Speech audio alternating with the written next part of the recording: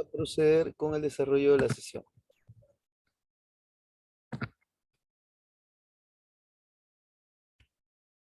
Bien, entonces avanzamos con lo que tenemos programado para el día de hoy.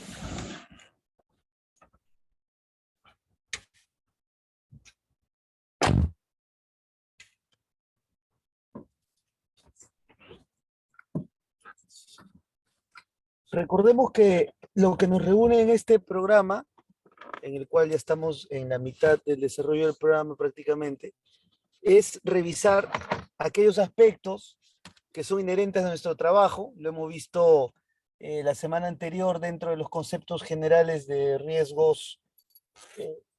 Uno de los más importantes en los cuales ustedes se exponen en particular es justamente el biológico.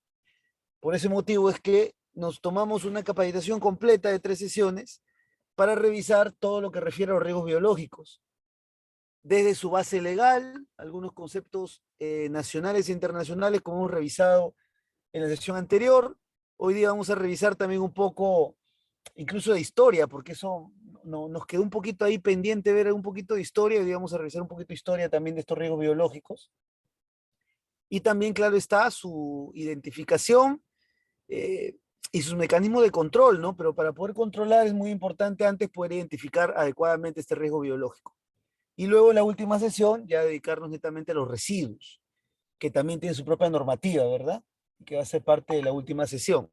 Entonces hoy día nos toca repasar un poquito algunos conceptos que hemos visto en la sesión anterior, especialmente vinculándolo a temas históricos, que eso sí no hemos visto hoy día lo vamos a revisar, ver un poquito de los mecanismos de control. En esto involucra los procesos de limpieza y desinfección, esterilización, todos los procesos que corresponden a la desinfección como mecanismo justamente para controlar este riesgo biológico ya identificado y de esta manera pues evitar que nos pueda hacer daño.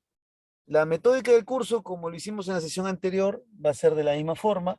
Yo voy desarrollando el contenido que tenemos preparado, pero ustedes pueden ir opinando por el chat. Si gusta, también puede comentar en línea abierta, no hay problema. Simplemente me pide la opción de participar y puede ingresar a participar. Además, en la mitad del curso vamos a hacer un pequeño conversatorio de preguntas y respuestas, ¿verdad? Donde ustedes puedan contarme alguna anécdota, alguna experiencia, yo también contar la experiencia, pues como le decía en la sesión anterior, me ha tocado trabajar con residuos hospitalarios por buen tiempo y pues me ha tocado trabajar con muchas personas del sector salud también por mucho tiempo. De hecho sigo trabajando con personas del sector salud. Entonces pues felizmente es un rubro que me es muy afín, siendo mi expertise técnico de seguridad y salud en el trabajo, pues es muy afín el tema de salud, justamente por lo que les menciono. Y ustedes pueden participar y es la idea del curso, ¿no? Que sea un curso interactivo, más que un curso solo de exposición, un curso donde ustedes también puedan aportar, preguntar y contar sus anécdotas. Muy bien, habiendo dicho eso, vamos a entrar un poquito a detalle, primero a recordar algunos conceptos, como son los agentes biológicos. Usted ya sabe que un agente biológico es el que termina causando un riesgo biológico, y usted ya sabe, como vimos en la anterior sesión, que los riesgos biológicos son parte de un conjunto de riesgos, ¿verdad? Dentro de esos varios, que ya lo hemos visto con mayor amplitud en la sesión anterior, pues está el biológico, que es el que nos reúne en estas sesiones. Entonces están constituidos por un conjunto de microorganismos, si somos más específicos con el riesgo biológico, también toxinas, secreciones biológicas, tejidos, órganos corporales, humanos, animales y también inclusive los vegetales, ¿no? Ustedes este tipo de imagen la conocen, ¿verdad? En lo que refiere a la composición, pues, de uno de estos organismos, ¿verdad? Toda la composición celular y toda la composición en general de un microorganismo. Porque entiendo, y lo vamos a ver también más adelante, que hay microorganismos que pueden ser unicelulares, pluricelulares, y estos, pues, generalmente son los que conforman a los organismos biológicos que finalmente terminan en un riesgo biológico. Están presentes en determinados ambientes, eh, que al entrar en contacto con el organismo puede desencadenar enfermedades infectocontagiosas. El problema es que estos están en ambientes donde lamentablemente sí pueden contagiarlos. Infecciones alérgicas o también intoxicaciones. Son diferentes el tipo de daños o el nivel de gravedad que puede causar son distintos. Vimos en la sesión anterior sobre el final un cuadro donde podíamos nosotros definir básicamente qué tipo de virus o bacteria o microorganismo podía generar algún tipo de enfermedad. Bueno, entonces que son distintos, no todos causan lo mismo. Fíjese cómo es diferente, ¿no? Porque yo le decía en la sesión anterior que en otro tipo de riesgos, como los riesgos físicos, los riesgos químicos, el nivel de daño que va a causar es un poquito más estándar, ¿ah? Por ejemplo, en un riesgo físico, yo sé que si pongo mi mano en una máquina prensadora o un eje, pues ya sé que me la va a chancar, pues, ¿no? Y el peor de los casos es que me va a volar los dedos o la mano y el mínimo caso es que me va a generar un golpe.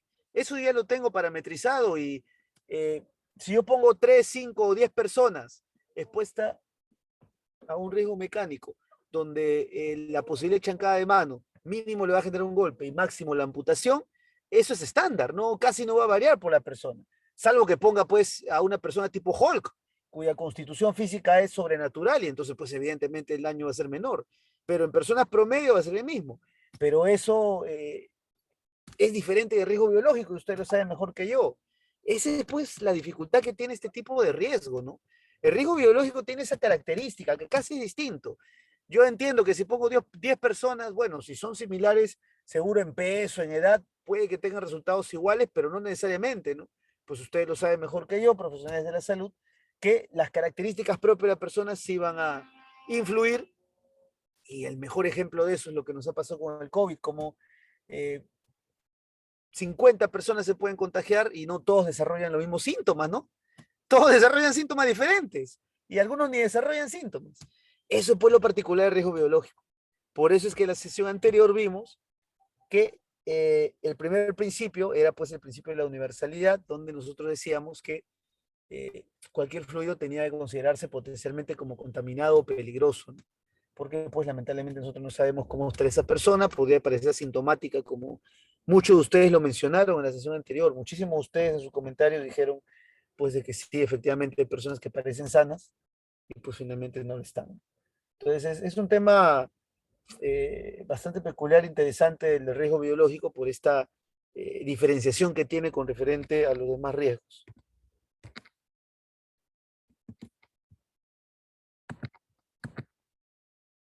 Yo quería hablarles un poquito de historia, ¿ya? Y cuando hablamos un poquito de historia, porque este no es un tema nuevo, ¿ah?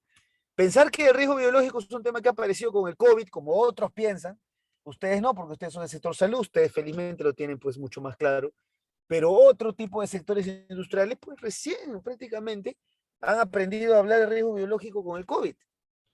Pues porque como yo les comenté en la sesión anterior, antes si yo revisaba una matriz IPERSE, que es un documento donde yo identifico mis peligros, evalúo mis riesgos, establezco controles, ese es el IPERSE, pues para otros sectores no de salud, otros sectores de industria, el tema del riesgo biológico prácticamente no se consideraba. Algunos sectores, quizás como las plantas de alimentos y los que manejamos residuos, pues sí lo consideramos, pero el resto no. Entonces, para ellos sí es relativamente nuevo, pero no es así. Ustedes lo saben, que es un recordatorio, un repaso. Pues esto es bastante antiguo. Vamos a hablar un poquito de Ramazzini, y ahí si ustedes lo conocen. Yo, para ser honesto, lo conocí recién cuando hice los estudios de maestría en la Universidad Cayetano con otros colegas de ustedes que son médicos o profesionales de la salud. Pues ahí yo conocí a Ramazzini, este tratado histórico que él tiene, donde pues de hace muchísimo tiempo atrás, en el siglo XVIII, Ramazzini, padre de la medicina del trabajo, pues efectivamente hizo todo un compendio, un estudio muy amplio sobre las enfermedades causadas por diferentes agentes. Entonces ya existe un tratado muy antiguo, ya desde el siglo XVIII, donde pues el padre de la medicina del trabajo, Ramazzini, pues ya estudiaba no solamente el riesgo biológico, él estudió y fue el pionero en estudiar diferentes riesgos que podían desencadenar en una enfermedad. Evidentemente con la información que tenía a la mano, no la información que se maneja ahora, una información con menor conocimiento, pero que aporta muchísimo, porque fue pionero pues en su época. Entonces, en el siglo XVIII, Ramazzini, y esto nos sirve un poquito para recordar lo que ustedes ya conocen de la misma formación, padre de la medicina del trabajo, señaló en su tratado sobre enfermedades de los trabajadores los riesgos de algunos profesionales de la medicina. Entre ellos hablamos pues los riesgos en lo que se ponen los cirujanos, los químicos farmacéuticos, las enfermeras. Pero Ramazzini, acá yo estoy mencionando a ustedes, ¿no? Al grupo que está en esta sala de capacitación. Pero Ramazzini no solamente habló de los profesionales de la salud, ¿eh? Ramazzini habló de diferentes profesiones. Yo he tenido la oportunidad de leer extracto de su texto porque es sumamente extenso y he encontrado pues puestos de trabajo como hasta el que hace impresiones tipográficas, los que tienen imprentas, hasta Ramazzini hizo un estudio para analizar al que tiene una máquina o una imprenta y los agentes ocupacionales a los que se expone. Entonces, de verdad que es un documento muy bueno, muy completo. Algunos de ustedes seguro ya han tenido oportunidad de revisarlo y los que no o necesitan repasarlo, pues eh, esta es información que usted puede encontrar, no sé si texto completo, pero por lo menos extractos en el Internet. Ahora felizmente es mucho más sencillo. Yo sí lo encontré en Internet el texto completo. Y bueno, darnos un alcance de cómo ya desde aquellas épocas, siglo XVIII, pues teníamos ya información primigenia sobre las diferentes enfermedades a los trabajadores, producto de los agentes a los cuales se expone, ¿verdad? Entonces recordar un poquito a Ramazzini, siglo XVIII, padre de la medicina del trabajo. Pero sin embargo, hasta bien avanzado el siglo XX, no se prestara atención a esta problemática, en especial la bioseguridad. ¿Por qué? Porque es menos visible, pues. Es menos visible. Por ejemplo, si yo veo unas superficies en diferentes lugares, ¿yo cómo sé que está contaminado? No lo visualizo. Puedo verlo sucio de repente, ¿no? Pero también podría verlo aparentemente limpio. ¿Por qué las personas se enferman cuando dicen comí en la calle? Si aparentemente la comida se ve bien. Pues porque hay un agente biológico pues, que los ha enfermado y después van a que ustedes les presten servicios porque tienen una gastroenterocolitis o algún otro tipo de infección estomacal y pues simplemente porque comieron algo contaminado. Pero ese contaminado, si yo viera que está ahí el microorganismo, pues no me lo comería, pero no lo veo. Ahí está el gran inconveniente y la gran dificultad que tiene el riesgo biológico. No lo visualizo. Entonces, vaya que tiene más complejidad. De pronto, para el personal de salud con mayor conocimiento y formación propia en estas materias, es más sencillo visualizarlo, así que este curso los ayuda a recordar conceptos, a complementar información, ¿verdad? Pero cuando yo hago un curso de este tipo para personas profesionales o técnicos o personal operativo que no tiene ninguna relación con el tema de salud, vaya que es más complejo, porque es un tema no visible para ellos. Prácticamente es un riesgo invisible. Y entonces se están exponiendo a un riesgo invisible, señores. Por eso es de que hasta bien avanzado el siglo XX no se prestaba atención a esta problemática, en especial la bioseguridad, porque además era un riesgo no muy visible. Pero a lo largo de la historia se conoce de médicos que perdieron sus vidas luchando contra las enfermedades infecciosas, como por ejemplo durante la pandemia gripal en 1918. Y bueno, ustedes bien lo saben mejor que yo, también Daniel Cíes Carrión en Perú, ¿no? Imagínese usted cuántas personas mártires de la medicina pues hicieron este tipo de esfuerzo, incluso poniendo su vida para encontrar algún tipo de cura o encontrar alguna posibilidad de cura. Y lo que pasó ahora en la época de COVID, cuando se pidió a algunos voluntarios para que sean inoculados con la potencial vacuna. De verdad que ha sido increíble cómo en tiempo récord se pudo generar vacunas y ahora además de un proveedor. De verdad que es increíble, pero más de una empresa que ha podido fabricar, más de un laboratorio que ha podido fabricar la vacuna. Increíble el tiempo, pero entiendo que la tecnología pues ha avanzado tanto que ahora felizmente ya es posible hacer esto.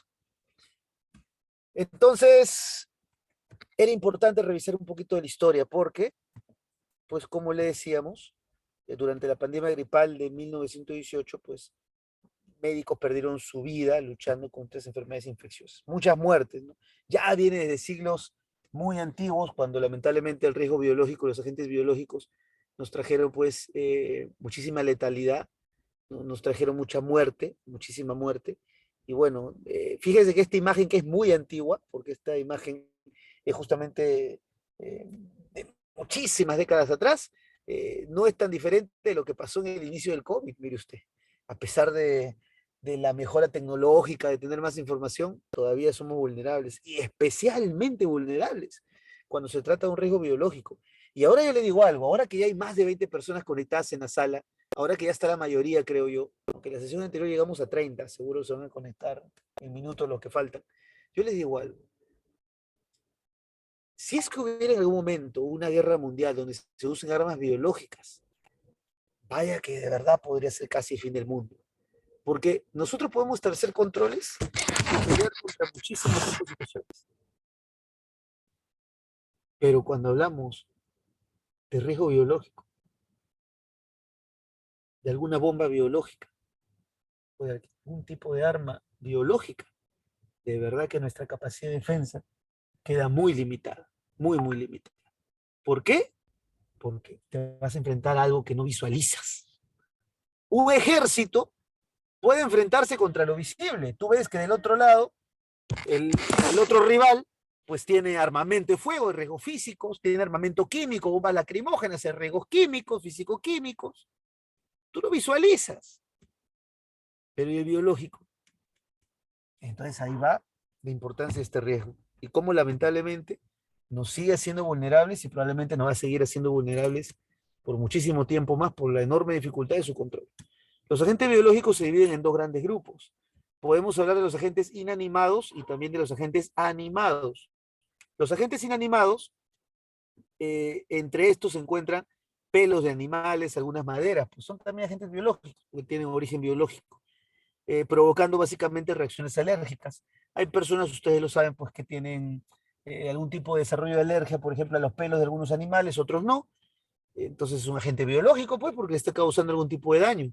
Importante que le identifiquen. Lo único malo es que una alergia, por favor, sí, este es un tema mucho más médico. Si usted sabe que es distinto, lo invito a que pueda aportar también. Pero a lo que yo tengo de información, pues una alergia, una persona lamentablemente no puede saberla antes hasta que le pasa, ¿no? Por lo menos yo identifiqué una alergia a la que estoy expuesto después de los 20 años, recién me enteré. Pues ahora tengo casi el doble de esa edad, pero yo me enteré después de los 20 años que era alérgico a las quinolonas, porque una vez me dieron ese medicamento y me enronché.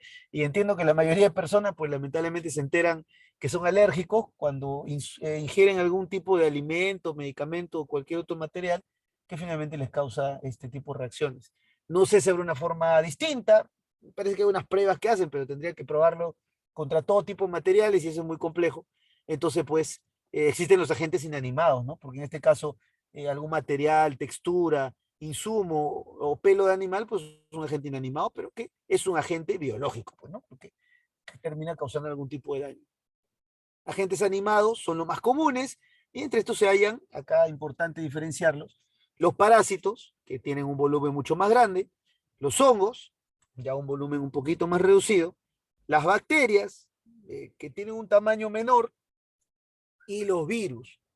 Y básicamente parásitos, hongos, bacterias y virus, como agentes inanimados que causan riesgo biológico, se diferencian por sus características, por su tamaño, también por su complejidad. Entonces, ¿cómo nosotros los diferenciamos? Por características comunes, de tal forma que puedan estos calzar en el grupo de los parásitos, de los hongos, de las bacterias o también de los virus, como el caso de SARS-CoV-2, el COVID-19 que es virus.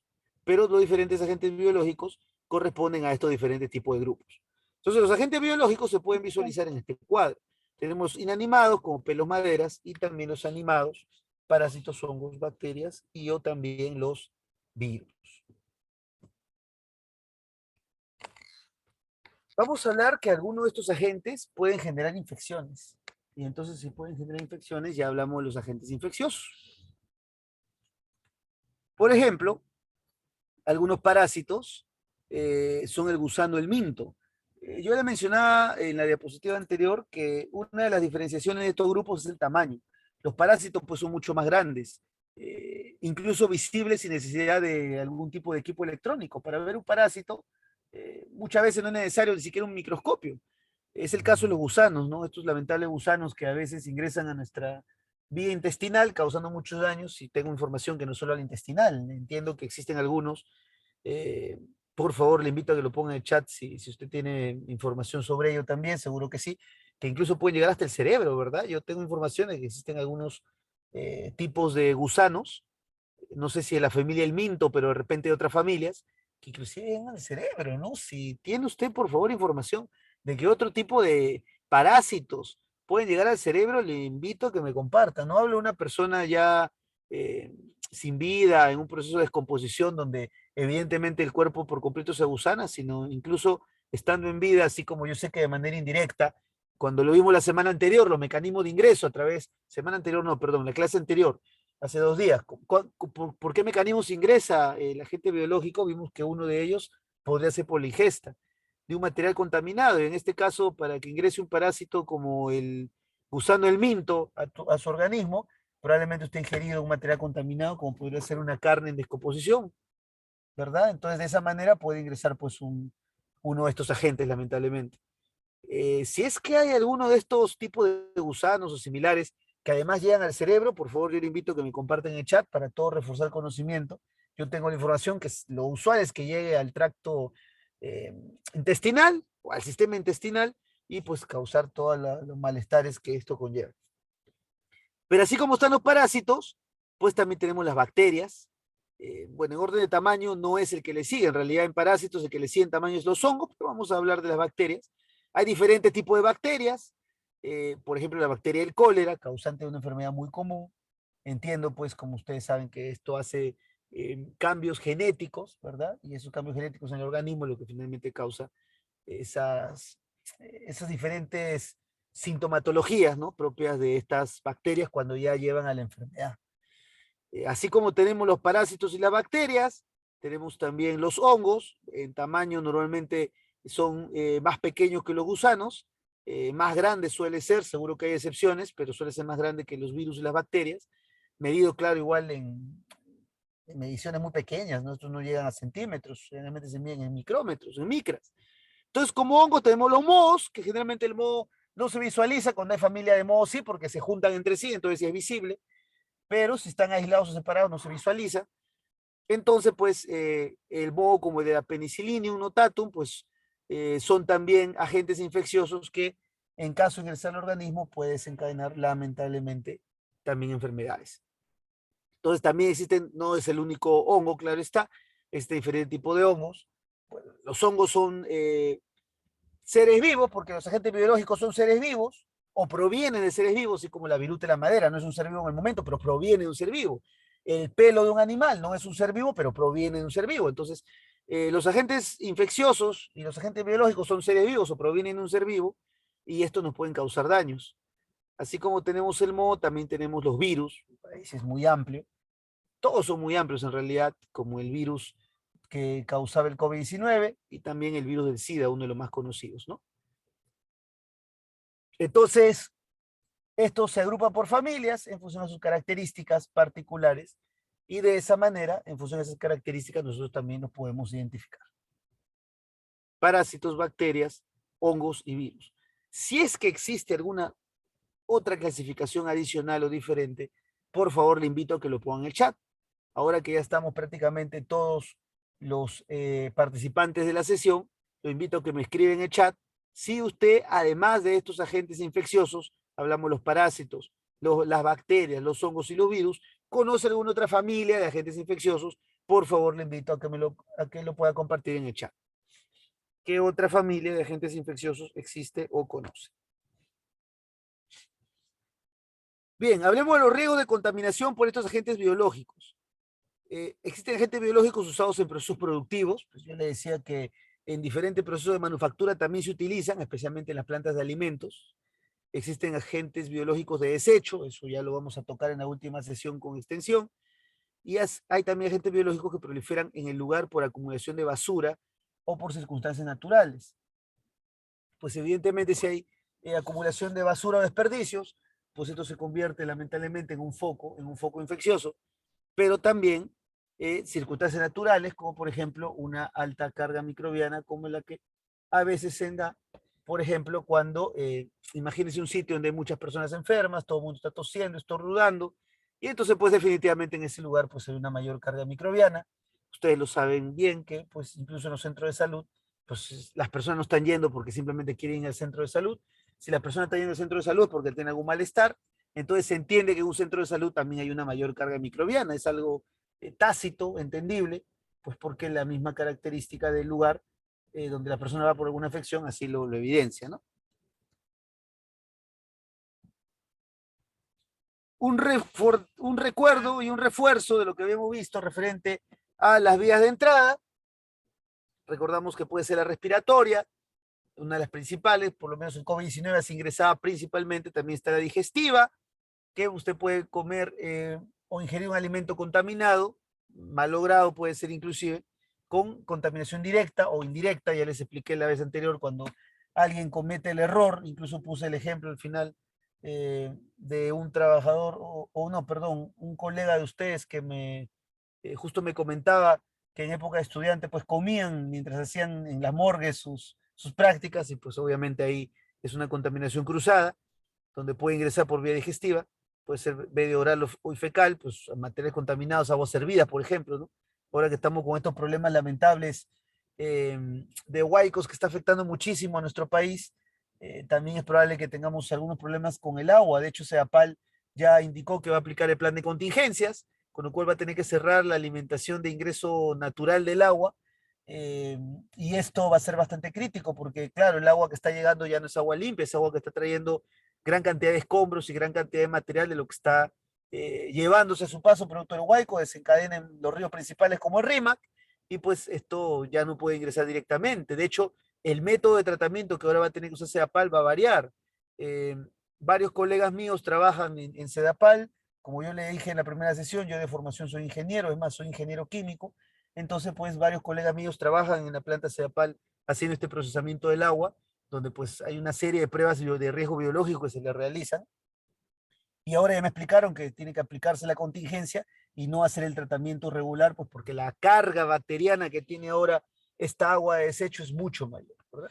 Estamos hablando de una carga mucho mayor y entonces por ese motivo, pues también requiere hacer un tratamiento especial y diferenciado, ¿no?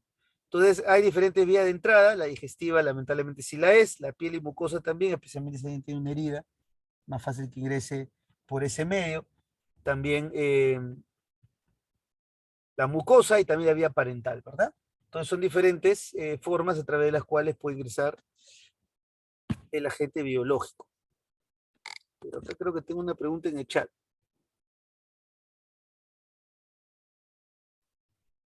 A ver, Ana me dice, buenas noches, está pasando la diapositiva, solo visualizo la diapositiva con título. Ah, bueno, gracias Ana por mencionar, porque en realidad sí la estoy pasando, ¿ah? Estoy en una diapositiva que dice enfermedades ocupacionales por riesgo biológico. Gracias por informar, a ver, déjame revisar. Para mí, según mi pantalla, yo sí estoy pasándolo, pero de repente se quedó pegada la primera vez. Gracias por avisar. Por favor, como les mencioné la semana anterior, cualquier inconveniente con proyección o audio, hágamelo saber. Alguna vez me pasó en una capacitación que yo estaba hablando y al final no se escuchaba, pero ahorita lo arreglamos, no se preocupe. Déjenme volver a proyectar.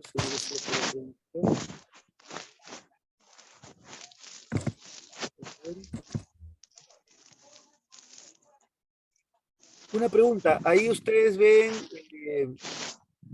mi PPT, pero todavía sin modo presentación, ¿se visualiza así o no?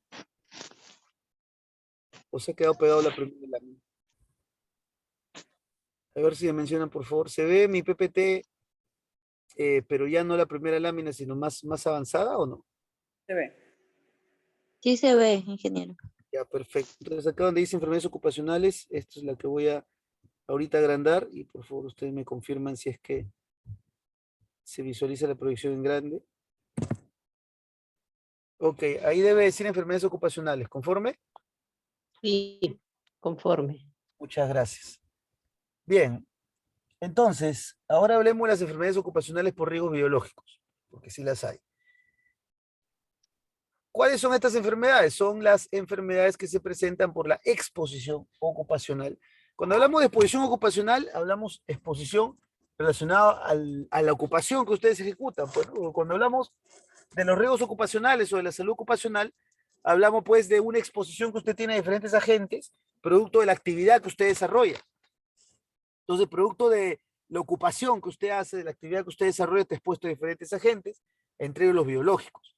Entonces, estas son las enfermedades que se presentan por la exposición ocupacional a microorganismos u otros seres vivos, con inclusión de los genéticamente modificados, cultivos celulares y endoparásitos humanos susceptibles de originar cualquier tipo de infección, alergia o toxicidad, pues es lo que yo les decía en las diapositivas anteriores, que efectivamente estos niveles de infección, alergia o toxicidad Va a depender, claro, de la concentración del contaminante, como en otro tipo de agentes, pero también el otro factor que no es igual en el riesgo biológico que con los demás riesgos va a depender también de la característica de la persona. Cada persona es diferente y la forma de respuesta ante un agente biológico de cada persona también es distinta. Enfermedades ocupacionales, hospitalarias, infecciosas, son las más frecuentes en el grupo ocupacional hospitalario, con riesgo de transmisión de los enfermos al personal y viceversa. Y es que ustedes tienen una mayor exposición porque usted está en mayor contacto. Y como yo le dije minutos atrás, el que va a un hospital, una clínica, un centro de salud, un policlínico, no va pues porque simplemente quiere visitar a los doctores o las enfermeras, salvo pues que sea un familiar o tenga algún tipo de vínculo distinto, pero si no, va porque tiene algún tipo de afección. Si no, pues a la mayoría no le gusta estar viendo que lo pinchen, ¿no? Eso creo que es algo casi natural. Sin embargo, al ir, pues, porque tienen una afección, ellos los exponen a ustedes son los que le dan la atención, y también viceversa, porque puede que una persona cuando va a atenderse, de por sí, si tiene algún tipo de malestar, ya sus defensas están disminuidas y está yendo a un sitio donde hay muchas personas que van por un tipo de malestar, entonces también puede no solo contagiar al que la tiene, sino ser contagiado de otro tipo de males. Yo no sé si les habrá pasado, si tienen el caso, por favor, le invito a que me lo cuenten por el chat, donde una persona que fue sana o con algún malestar menor terminó con un malestar peor. Es que puede pasar, ¿eh? Especialmente en los establecimientos de salud que tienen más hacinamiento. Yo he visto que en los últimos años, me parece, o al menos en mi percepción puede estar errada, creo que se han construido más establecimientos de salud. No sé si son los suficientes todavía en todo el Perú. ¿Eh? No, no podría decir si son los suficientes. Yo creo que no, todavía no. Pero al menos hace 20 años, yo creo que había muchos menos. ¿Eh? Yo creo que habían bastantes menos. Pero ahora he visto que hay más, no solamente centros de salud estatales, sino también policlínicos de salud y policlínicos privados, ¿no? He visto en buena cantidad que se han construido más y eso está bien, ¿no? Eso está bien. Entonces, eso ayuda contra un problema grande que era el hacinamiento, donde efectivamente si las personas tienen que esperar hacinadas mucho tiempo por su turno y además está con la defensa disminuida, pues obviamente es posible que termine peor que como entró y no es la idea, no es la idea. Y es lo que un poquito había temor en el COVID, ¿no?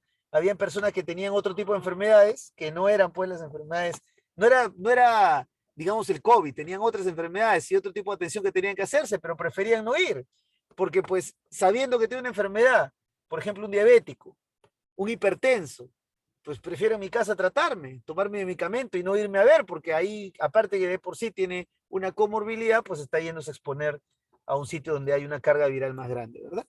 Entonces, esto pues es importante entenderlo porque esto va en ambos sentidos. Tanto ustedes están expuestos a las personas que van por alguna atención, como también las personas están expuestas a otra una persona que están ahí con alguna enfermedad o que ustedes lamentablemente se conviertan en vectores. ¿Qué es un vector? Un vector es el mecanismo a través del cual un microorganismo puede viajar. Virus, bacterias viajan a través de vectores. Y a través de estos viajes, a través de vectores, pues se puede llevar también las enfermedades. Ahora ustedes me van a mencionar, por favor, porque voy a cambiar de diapositiva si se ve la siguiente o no, porque ya con lo que me dijo la compañera me dejó un poco preocupado con respecto a ello. Ustedes me van a mencionar. Bien, lo que estoy mostrando ahora es un cuadrito con las principales enfermedades por agentes biológicos y su relación con el tipo de ocupación. ¿Okay? Acá tenemos 1, 2, 3, 4, 5, 6, 7, 8. Pónganme en el chat, por favor, si no se visualiza lo que estoy mostrando. No Y se si sí se visualiza, visualiza, ingeniero. No se ve, perdón. no No se se ve. visualiza. Ah, ya, entonces lo que pasa es que no está pasando. Ya le entendí. Ya le entendí lo que está pasando. Muy bien. Entonces, este es un cuadrito con los diferentes riesgos biológicos y sus principales enfermedades, ¿no? Por ejemplo, resfrío, gripe, escarlatina, inclusive puede contraerse en cualquier lugar, no necesariamente en un centro de salud, esto puede ser incluso en la calle, en lugares de gran hacinamiento como mercados, en algún caso supermercados u otros lugares de concurrencia masiva, pues es posible, así como el COVID lo era, también contraer pues resfrío, gripe, escarlatina.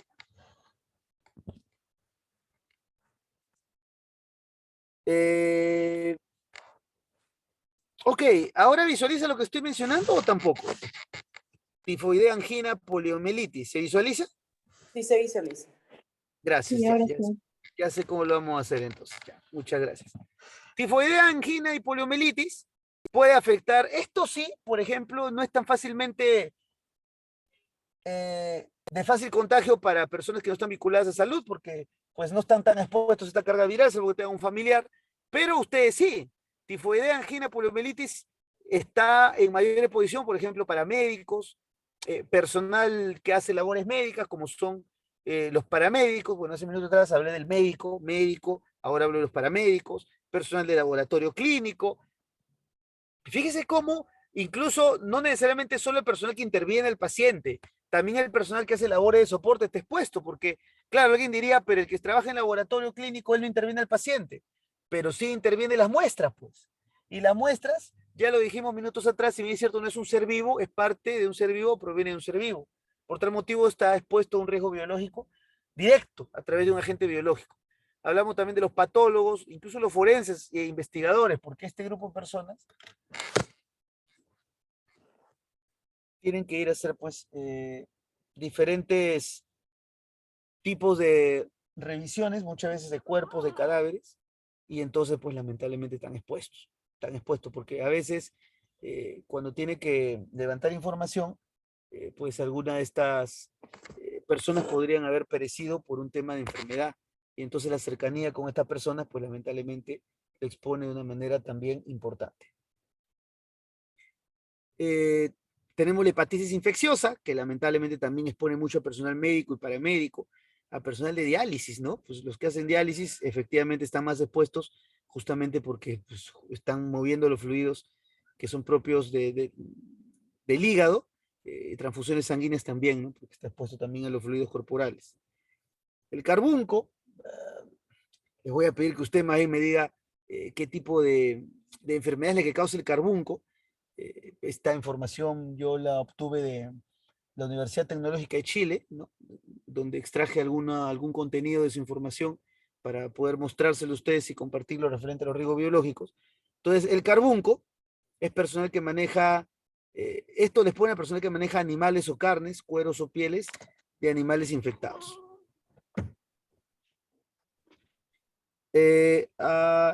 Yo no estoy haciendo esas líneas, pero si alguien lo está subrayando para efectos de poder ayudarme con explicación, bienvenido sea. Ana, Ana, por favor, creo que Ana me quiere ayudar con algo. Adelante, Ana.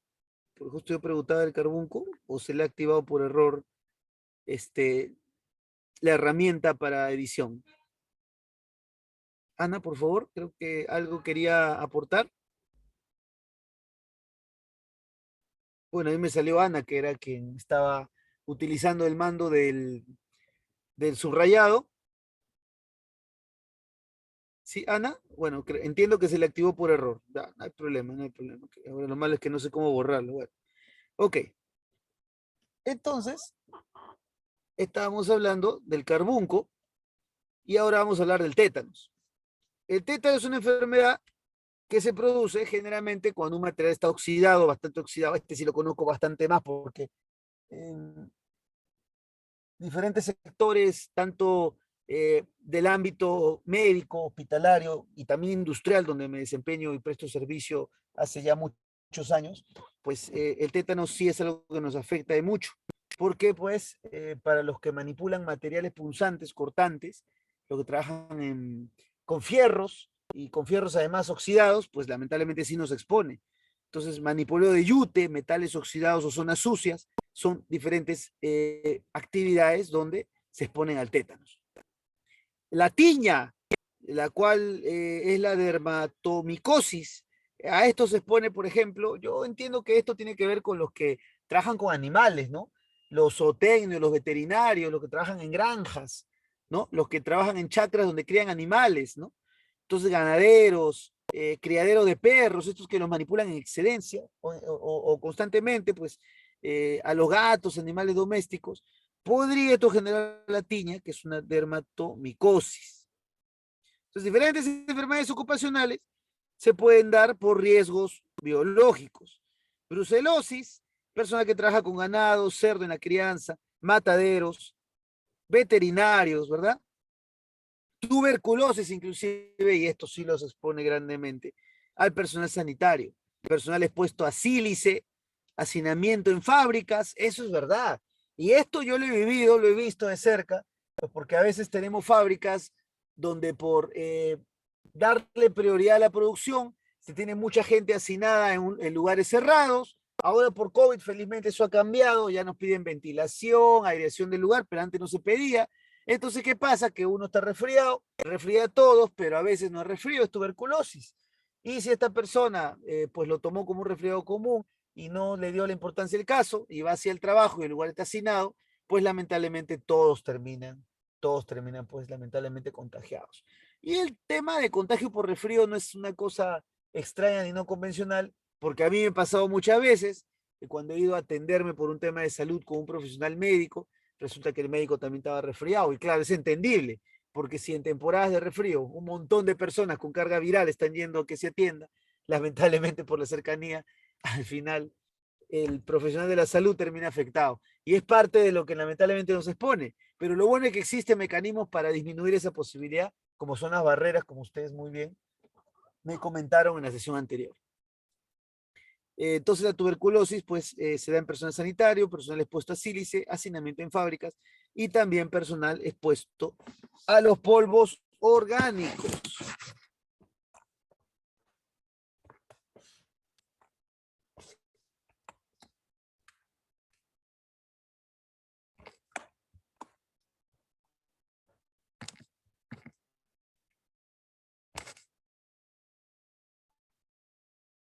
Bien, ahora veamos que existen tres fuentes principales de los agentes biológicos. Esas tres fuentes principales se ha quedado marcado lo que puso, entiendo, por error Ana en la pizarra, ¿no? Bueno, ya si puede borrarlo, Ana, por favor, le agradecería, si no, no hay problema, igual creo que felizmente sí se visualiza. Si no se visualiza, por favor, me avisan. Eh, Vamos al riesgo biológico. Existen tres fuentes principales de los agentes biológicos. Lo que aparece por la descomposición biológica de sustratos asociados a ciertas actividades, fábrica textiles, manejo de residuos, los que se asocian a ciertos tipos de hábitat. Cuando hablamos de los hábitats, ahí es donde aparecen pues, las bacterias presentes, por ejemplo, en las redes de abastecimiento de agua, o también los que proceden de individuos que hospedan a un agente patógeno. Entonces, cuando es la persona la que funge de huésped, pues hablamos de este tercer grupo, ¿no? Descomposición, ciertos tipos de hábitat o también por individuo que lo hospeda. Existen además diferentes entornos comprometidos. El personal médico de laboratorio y otros trabajadores de los servicios sanitarios, cuando hablamos de entornos comprometidos, hablamos de que existen más de un profesional de la salud que está expuesto a este riesgo, que está comprometido pues justamente con esta exposición al riesgo biológico. El personal médico de laboratorio y otros trabajadores de los servicios sanitarios, incluidos hospitales, clínicas, centros médicos, están expuestos a microorganismos, como es el caso del virus del VIH, como ustedes bien me explicaron en la sesión anterior, la hepatitis B, el herpes, rubiola, tuberculosis, entre otros. ¿Verdad? No se ve. Ok, gracias por informar. A ver, vamos a ver. Y vamos a hablar ahora un poquito del trabajo en el sector agrícola.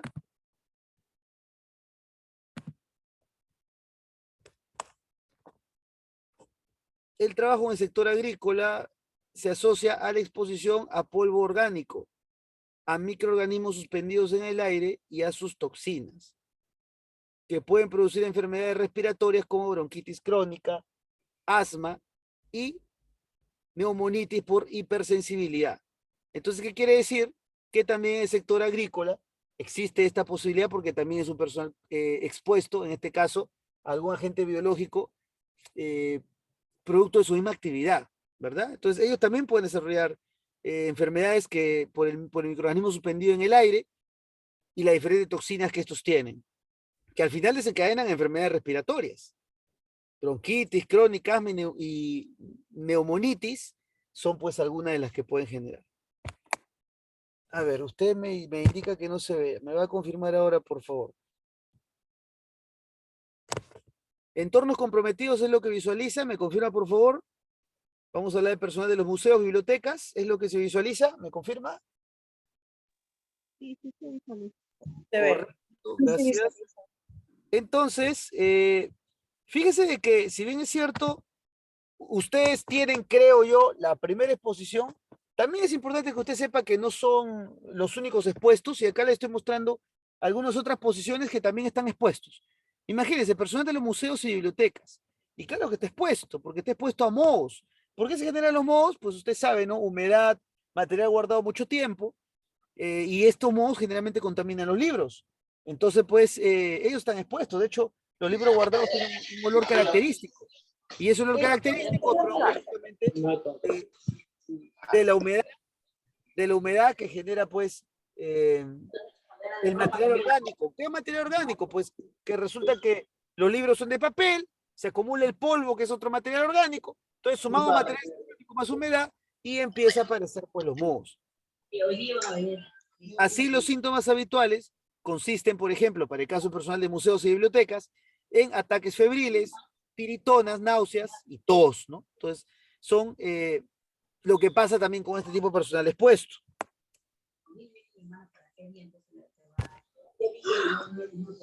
Y hay más, ¿no? En los laboratorios, por ejemplo, pues en los laboratorios también tenemos, en los laboratorios la utilización de microscopios, miren, microscopios. Los mismos lentes oculares en distintos turnos de trabajo puede originar infecciones oftalmológicas. Entre los microorganismos responsables se ha identificado el Staphylococcus aureus. Ahora, pregunta para ustedes. Ustedes como profesores de salud deben tener la respuesta. Si acá yo menciono que en los laboratorios la utilización de microscopios con los mismos lentes oculares en distintos turnos de trabajo puede originar infecciones oftalmológicas, la pregunta es ¿por qué? Si no estoy ingiriendo nada, no estoy respirando el polvo, no me está entrando por la sangre. Según lo que hemos visto hasta ahora en el curso, en la sesión de hoy, en la sesión anterior, ¿cómo es que se podría dar algún tipo de ingreso del agente biológico o contaminación usando microscopios? ¿O esto no es correcto? ¿O no se puede dar una contaminación usando microscopios? Pregunta para ustedes en el chat, los leo, o si quieren me lo puede comentar también por vía abierta. ¿Cómo se puede dar una contaminación con agente biológico, como yo podría adquirir el agente biológico usando microscopios? ¿Cómo? Este es un trabajo que se hace, por ejemplo, en laboratorios, donde la utilización de microscopios con los mismos lentes oculares de su turno se puede dar, y esto podría originar infecciones oftalmológicas. Creo que tengo ya un aporte, veamos. Lisette Mendoza dice por mala manipulación de los EVPs. Ok, es interesante lo que dice Lisette. Es interesante porque, claro, yo si uso mal mis guantes, por ejemplo, y toco mis ojos, ¿verdad? Un poquito tratando de relacionar lo que dice Lisette, pues efectivamente puedo contaminarme los ojos, porque podría entrar el contaminante al tejido conjuntivo, a la conjuntiva, y entonces generarme una conjuntivitis u otro tipo de malestar, ¿verdad? Sí, me parece interesante lo que dice Lisette. Sin embargo, habría otra forma también, ¿ah? Habría otra forma, o sea, ¿por qué en un laboratorio alguien usando un microscopio podría adquirir un agente biológico? Pues una forma es efectivamente lo que dice Lisette, absolutamente cierto. Mala manipulación del EPP, claro que sí, no solamente en el laboratorio, sino también en otras actividades, pero en realidad también existen otras, incluso más directas. ¿Cuál podría ser? ¿De qué otra forma? Usando pues en el laboratorio un microscopio, podría alguien contaminarse. ¿Cómo? ¿Por qué? ¿De qué manera? ¿Alguien tiene alguna idea adicional? Adicional a lo que dice el ICE de la mala manipulación de CBPs, y con eso estamos también haciendo de paso ya la interacción de preguntas-respuestas que yo siempre ofrezco a la mitad de la capacitación. Por ahora, Lisset me ha dado un aporte interesante, ¿no? Por la mala manipulación de PPs. Pues yo le comento que en realidad sí existe otra forma. Y es que cuando usted utiliza un microscopio, y no hablo de que una misma persona lo utilice, ¿no? De que lo utilicen diferentes personas, pues yo entiendo que, eh, salvo que sea algún microscopio, pues, con una tecnología que no requiere que usted se posicione sobre él, por lo menos los más antiguos, pues yo sí tengo información de que requería que usted se posicione, ¿no? Que usted ponga contacto sobre el microscopio, y entonces, al poner contacto sobre el microscopio, sus ojos, ¿no? Entraban en contacto con una superficie que si otra persona había utilizado y tenía alguna afección a nivel ocular, el fluido ocular, la mucosa ocular, quedaba en el microscopio. Y si luego usted se acerca, no hablo de lo más moderno, donde seguro no tiene que acercarse, sino ve una pantalla digitalizada, ¿no? Esos son los más modernos, pero los clásicos, los más antiguos, usted tenía que colocarse, pegarse el microscopio. Entonces usted se pega al microscopio, donde otra persona, profesional médico también o de la salud, tuvo alguna afección previa y dejó pues ahí, sin querer, claro está, eh, parte del fluido corporal, de la mucosa ocular, pues entonces luego otra persona se posiciona ahí y claro está, se da la contaminación. De tal forma que sí es posible que en los laboratorios también se pueda dar algún tipo de contagio por riesgo biológico si es que no se aplican adecuadas formas de limpieza y asepsia, situación que vamos a tocar en la segunda hora del curso. En la segunda hora del curso vamos a hablar de todo lo que tiene que ver con, es justamente controlar estas situaciones que pueden terminar en contagio, ¿ok? Bueno, acá tengo otro comentario, no sé si es sobre el aporte, ok, es Lisette, no, Jessica Lázaro, ok, ya, listo, Jessica, bueno, eso, este, ok, se coordina con la administración del curso, igual lo bueno es que ya está por acá.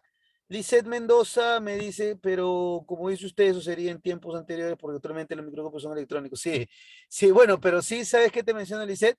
Probablemente ustedes no lo identificaron por eso que tú mencionas, ¿no? Seguramente por eso. Pero yo de verdad no te podría asegurar si en todo el Perú, se tiene todavía microscopios electrónicos, ¿ah? No te podría asegurar porque, bueno, por la actividad que yo realizo, yo también he prestado servicios por muchos años a la minería y la minería, claro, tiene tecnología de punta en lugares muy lejanos del Perú, pero los pueblos que están cercanos a las unidades mineras muchas veces tienen muchas deficiencias. Si no fuera porque la minería les dona cosas para que tengan por lo menos algo mejor, en realidad tiene mucha deficiencia estos lugares alejados del Perú y probablemente ahí yo sí he visto microscopios antiguos, ¿ah? Ahí sí he visto los antiguos.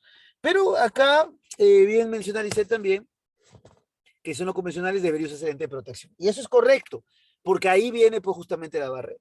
Entonces, el microorganismo está ahí, el agente contaminante está ahí, la posibilidad de contagio está ahí, pero también la barrera está ahí, y es usar su lente de protección.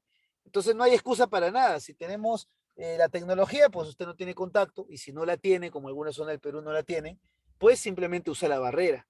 De tal forma que si este mismo curso lo recibiera alguien que está en un lugar remoto, donde no tiene la tecnología, pues lo que usted dice es absolutamente cierto. Simplemente usa su barrera y con eso ya tiene la protección. Bien, pregunta como esta voy a hacer en la siguiente diapositiva porque estamos en el momento de la interacción con ustedes. Como yo le decía, a mitad de capacitación, a mí me gusta revisar con ustedes algunos conceptos.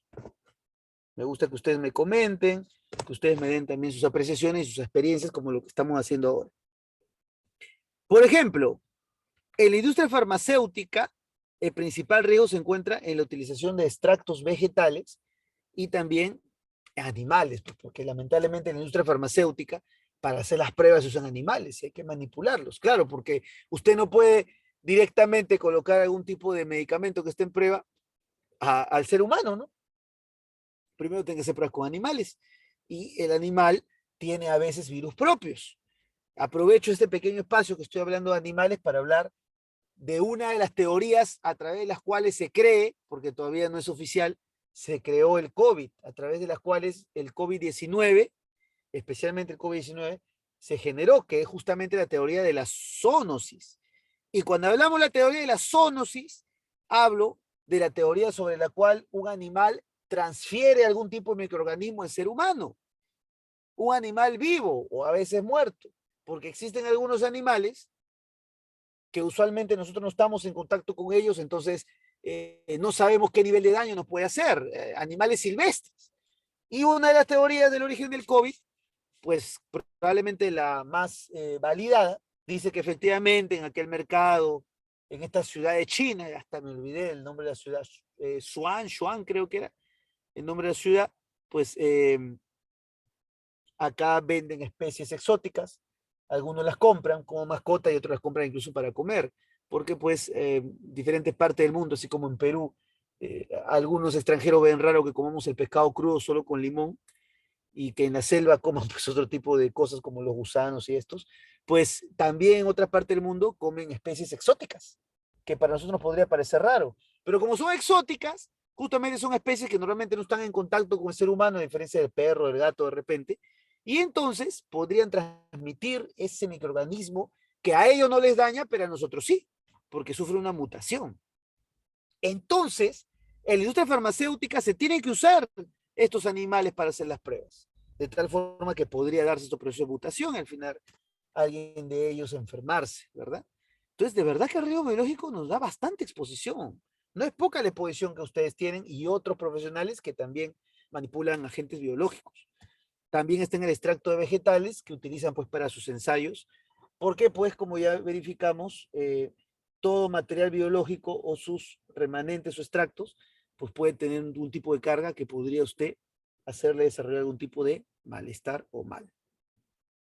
Dígame usted si conoce en la industria farmacéutica algún otro tipo de riesgo que se presente durante la manipulación de los materiales.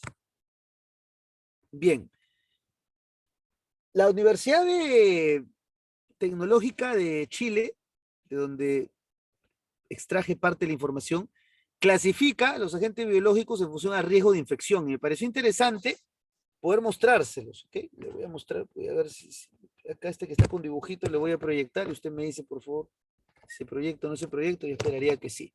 Salvo las líneas que ahí nos dejó por ahí Ana y creo que no son tan sencillas de borrar, pero confírme por favor si se visualiza la pantalla donde dice clasificación de los agentes biológicos en función del riesgo. ¿Se visualiza? Sí. Perfecto. Entonces, van a estar clasificados acá, pero en función al riesgo de infección, ¿ok? En función al riesgo de infección. Entonces, agente biológico de grupo 1, aquel que resulta poco probable que cause una enfermedad en el hombre. Vaya que tiene que ser bien estudiado porque al final hay mucha, en el tema biológico hay mucha desinformación, hay todavía mucho desconocimiento. E inclusive hay un tema que es un poquito difícil de controlar, que es el movimiento transcultural de las personas. Usted sabe que otra de las formas como el agente biológico se transfiere o se moviliza es a través de este movimiento transcultural. Las personas que viajan, por ejemplo, por temas de viajes de placer, viajes de negocio, de trabajo, dentro del Perú y al extranjero, pues potencialmente están moviendo agentes biológicos. Otro mecanismo a través del cual se mueven los agentes biológicos, el comercio. Movemos contenedores, mercadería en general, por mar, por tierra, por agua, entre países. Pues ahí también se podría estar moviendo agente biológico. Por eso es que en Perú, y equivalentemente también otros países deben tener un sistema similar, SENASA tiene puestos de control en diferentes puntos para justamente verificar si algunos tipos de materiales que no se deben transportar o que requieren algún tipo especial de mecanismo de transporte, se está cumpliendo o no con las directivas. Porque si no, pues cualquiera transportaría diferentes materiales biológicos sin ningún control y entonces la cantidad de vectores para movilizar este tipo de materiales biológicos sería tan grande que pues el riesgo biológico sería extremadamente descontrolado. Entonces es importante tener en cuenta esto. Entonces, agentes biológicos grupo 1, aquel que resulta poco probable que cause una enfermedad en el hombre. Agentes biológicos de grupo 2, estos de acá sí pueden causar enfermedad, estos sí pueden causar una enfermedad en el hombre y puede suponer un peligro para los trabajadores, siendo poco probable que se propague a la colectividad existiendo profilaxis o tratamiento, ¿verdad? Entonces, este sí podría generar una enfermedad, pero la probabilidad que se propague a la colectividad no es tanta, es poca, y sí hay un tratamiento, ¿verdad? Grupo número 2.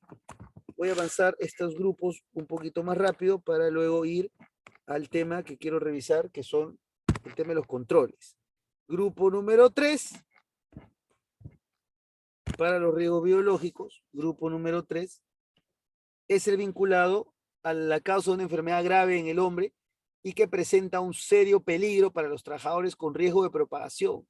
existiendo generalmente profilaxis o tratamiento eficaz. Sobre el final de estos grupos, yo le voy a preguntar a usted, vaya pensándolo, dónde ubica el COVID-19 y también dónde ubica el VIH-Sida, en cuál de los grupos lo ubica, ¿ok?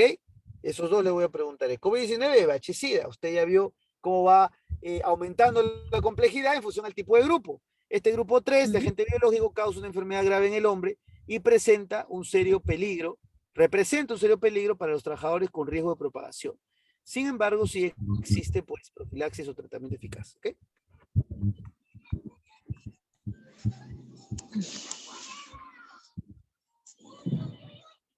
Bien, el grupo 4, el grupo número 4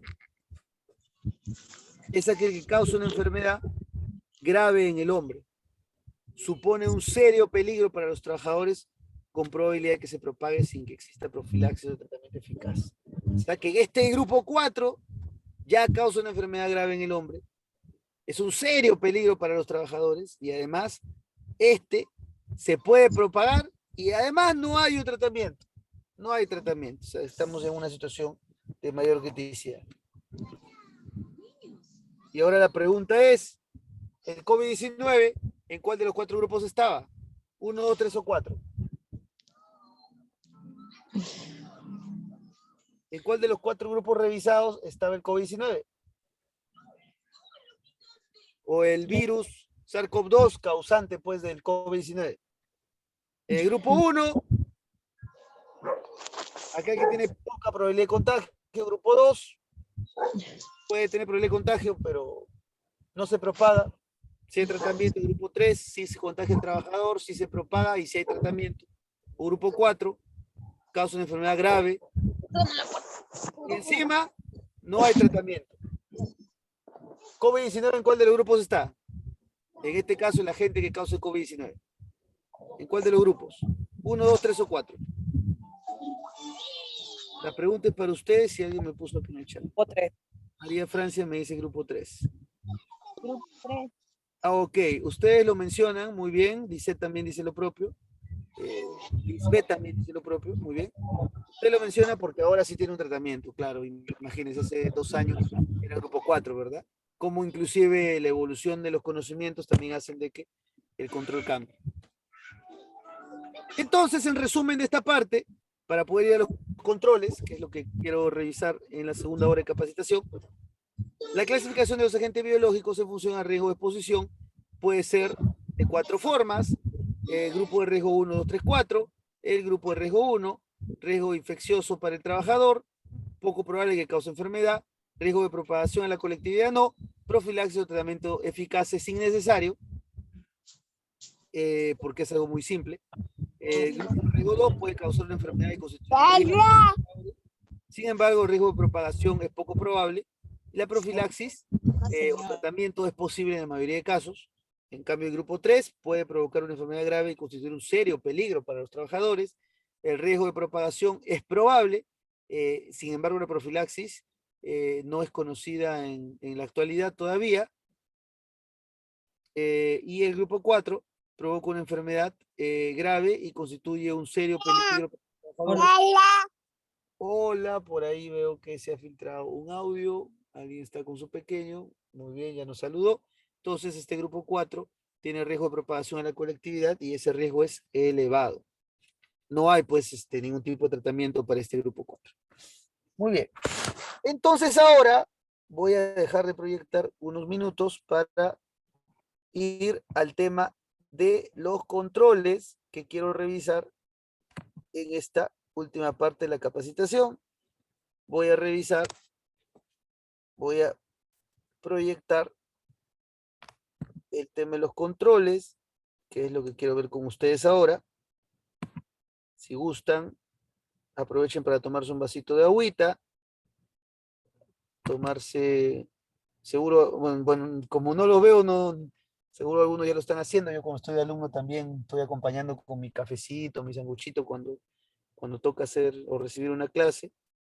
Entonces, pues con toda libertad lo puedo hacer también, mientras yo le voy a proyectar la siguiente información.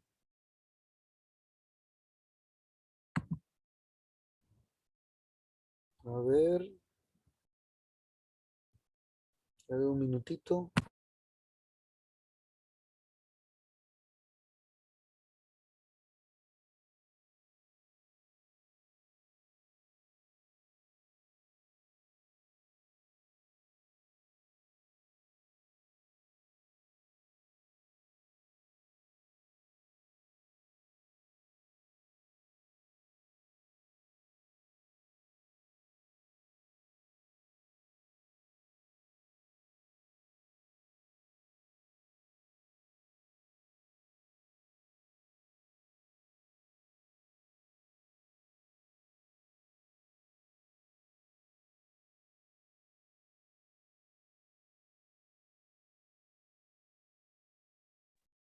Muy bien.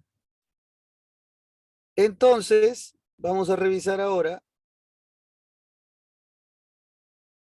A ver, varios de estos puntos ya lo hemos revisado en la sesión anterior. Residuos sólidos va en la última. Así que lo que refiere al resto de la capacitación, vamos a revisar las buenas prácticas de bioseguridad. ¿Ok? Vamos a revisar la buena práctica de bioseguridad.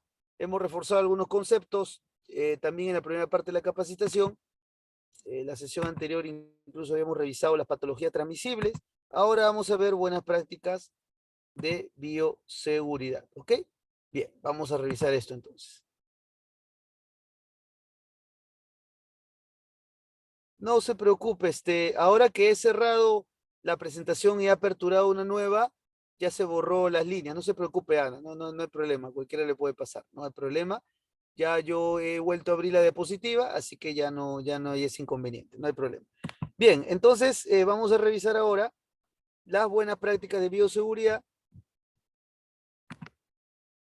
que es lo que muestro a continuación. ¿Ok? Muy bien. Ya habíamos revisado que usted tiene que considerar por universalidad que cualquier tipo de fluido corporal es potencialmente peligroso. Entonces, maneja a todo paciente como potencialmente infectante. ¿Ok? Muy importante esto. Maneja a todo paciente como potencialmente infectante. Para esto debe realizar una adecuada y oportuno lavado de manos. ¿Cuándo debe ser el lavado de manos? Porque acá estamos hablando de la buena práctica de bioseguridad, estamos hablando de los controles, hemos visto en extenso todo lo que refiere a la identificación, diferentes clasificaciones, diferentes principios, ¿verdad? Pues tenemos que hablar de los controles. Entonces, principal control, el lavado de manos. Realizar un adecuado y oportuno lavado de manos antes de iniciar labores y también al terminar el turno, antes de realizar procedimientos invasivos, antes de atender a pacientes, antes y después de entrar a cuartos de aislamiento. Entonces, qué importante esto porque el lavado de manos tiene que hacerse de manera permanente, porque usted, mire usted, esta foto es bastante elocuente, ¿ah? Voy a poner acá la proyección. ¿Se ve la foto, verdad? Sí, dígame que sí, por favor, para poder explicarle acá. ¿Sí se visualiza la foto? Sí se ve. Perfecto. Fíjese, esta es una imagen puesta, prácticamente es una placa Petri, ¿no? Si yo pusiera una mano, pudiera tener la capacidad de ver todo lo que usted contiene en su huella o en su mano. Obviamente no ha sido lavada, ¿no? No ha sido lavada esta mano. Imagínese usted las diferentes unidades formadoras de colonia que veo ahí, ¿no? Los diferentes grupos de microorganismos potenciales. Y es lo que sucede en una mano, pues, habitualmente durante una jornada de trabajo, más aún en las actividades que ustedes ejecutan, si es que no ha pasado por un proceso de aseo conveniente. Entonces, para todos en general y muy especialmente para el sector salud, las manos es fundamental. Fundamental por la capacidad que tiene de poder transmitir estos agentes biológicos ya revisados en la capacitación. Ok, gracias, Lisette. Sí, qué bueno que sí se visualiza. Entonces es fundamental el tema del lavado de manos. Es de lo más importante que tenemos.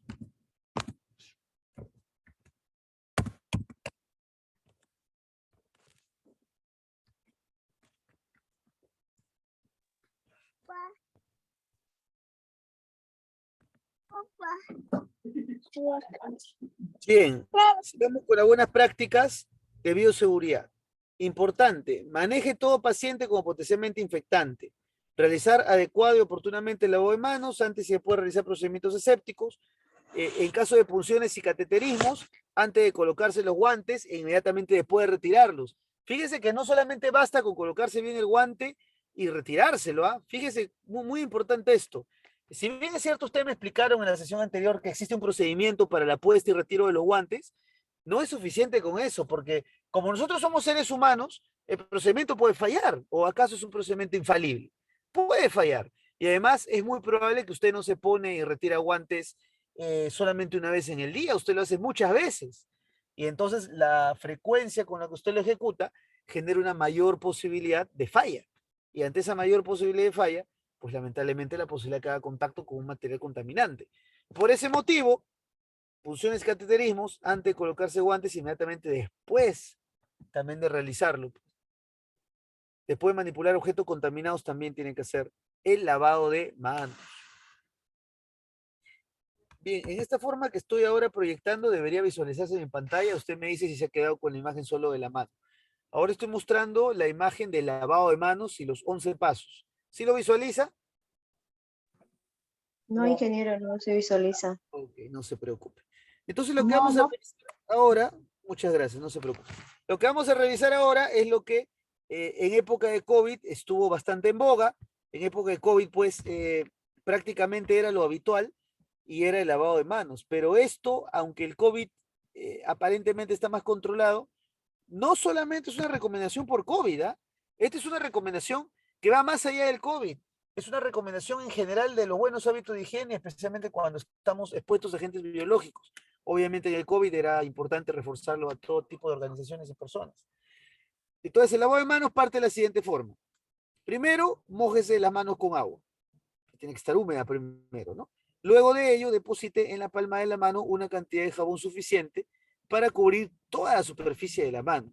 Porque un correcto lavado de manos involucra que la cobertura sea en toda la superficie de la mano. El siguiente paso es frótese las palmas de las manos entre sí. Como usted ya tiene agua, porque primero la mojó, y ya tiene jabón suficiente para cubrir toda la mano, o sea, no puede ser tan poquitito, ni tampoco en exceso, lo suficiente, ¿no? Usted va a frotarse las palmas de las manos entre sí, frótelas. El siguiente paso, paso 3, es frótese la palma de la mano derecha contra el dorso de la mano izquierda, así como usted ve en la imagen, ¿verdad? Entrelazando los dedos y viceversa. El paso 4, frótese las palmas de la mano entre sí con los dedos entrelazados, de tal manera que usted está limpiando no solamente la parte superficial de la mano, sino también está limpiando entre dedos. Paso 5, frótese el dorso de los dedos de una mano con la palma de la mano opuesta. Entonces, en el paso 5, usted se va a frotar el dorso de los dedos de una mano con la palma opuesta, de la mano opuesta, ¿no? Agarrándose los dedos. El paso 6 dice que se frote con un movimiento de rotación el pulgar izquierdo, atrapándolo con la palma de la mano derecha y viceversa. 7, frótese la punta de los dedos de la mano derecha contra la palma de la mano izquierda, haciendo un movimiento de rotación y viceversa. Usted lo que tiene que ver más que el texto, es la imagen, ¿verdad? Porque el texto lo que hace es interpretar la imagen. Entonces, a través de la visualización del texto, ustedes ahí lo van a entender. Paso 8, enjuáguese las manos con agua. Paso 9, séquese con una toalla desechable. Es lo sugerible, ¿eh? Porque cuando usamos toallas de mano, salvo que sea su toalla personal y que usted sepa guardarla y además no la guarde húmeda, pues porque si no se puede generar hongos u otros microorganismos, pues lo sugerible es que sean toallas desechables. 10, sírvase de la toalla para cerrar el grifo. Eso por la posibilidad de evitar alguna contaminación cruzada con el grifo, pues porque usted acaba de lavarse, usted ya está limpio, pero el grifo no necesariamente porque varios lo manipulan. Y el 11, sus manos ya están seguras. Entonces, ese es el proceso ideal bajo el cual se tiene que aplicar un adecuado proceso de lavado de manos.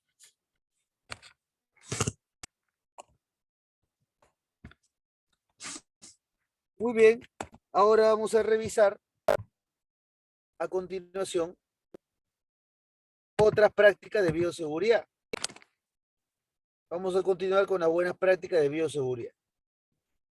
Entonces, cuando hablamos de las prácticas de bioseguridad, tenemos que hablar de que usted debe utilizar siempre elementos de protección personal. Ya me lo dijeron ustedes en la anterior sesión. Tienen que usar los guantes. En la sesión de hoy también nos ha salido a relucir por el microscopio el uso de los lentes. Es que no se trata de un solo EPP, de un solo equipo de protección personal. En realidad usted tiene varios y los va a tener que utilizar en función del tipo de trabajo que realice. En algunos casos tendrá que usar caretas. Por ejemplo, yo he visto que los profesionales de enfermería, cuando hacen, hay una intervención en las cuales tienen que hacer algún tipo de orificio, agujero al diente, eso salpica bastante, ¿no? Salpica material del mismo diente, salpica material con fluidos corporales, y entonces pues lo expone bastante al profesional de la salud. Yo los he visto que usan caretas, me parece una buena práctica, me parece que lo correcto. Por ahí tiempo atrás vi que algunos médicos de, del tema dental no lo usaban, pues ahora yo entiendo que sí todos tienen que usarlo, pues porque hay una exposición biológica ahí, ¿verdad? Entonces, como usted ve, siempre usar los elementos de protección personal, siempre utilizarlos, no hay que dejar de usarlos. Utilice un par de guantes por cada paciente, cámbielos si se rompe o perfora durante un procedimiento. ¿Se rompió? No, un ratito ya va a acabar, no, eso no aplica, hay una exposición alta. Con las manos enguantadas, absténgase de tocar cualquier parte del cuerpo u objetos diferentes a lo requerido durante el procedimiento que esté realizando.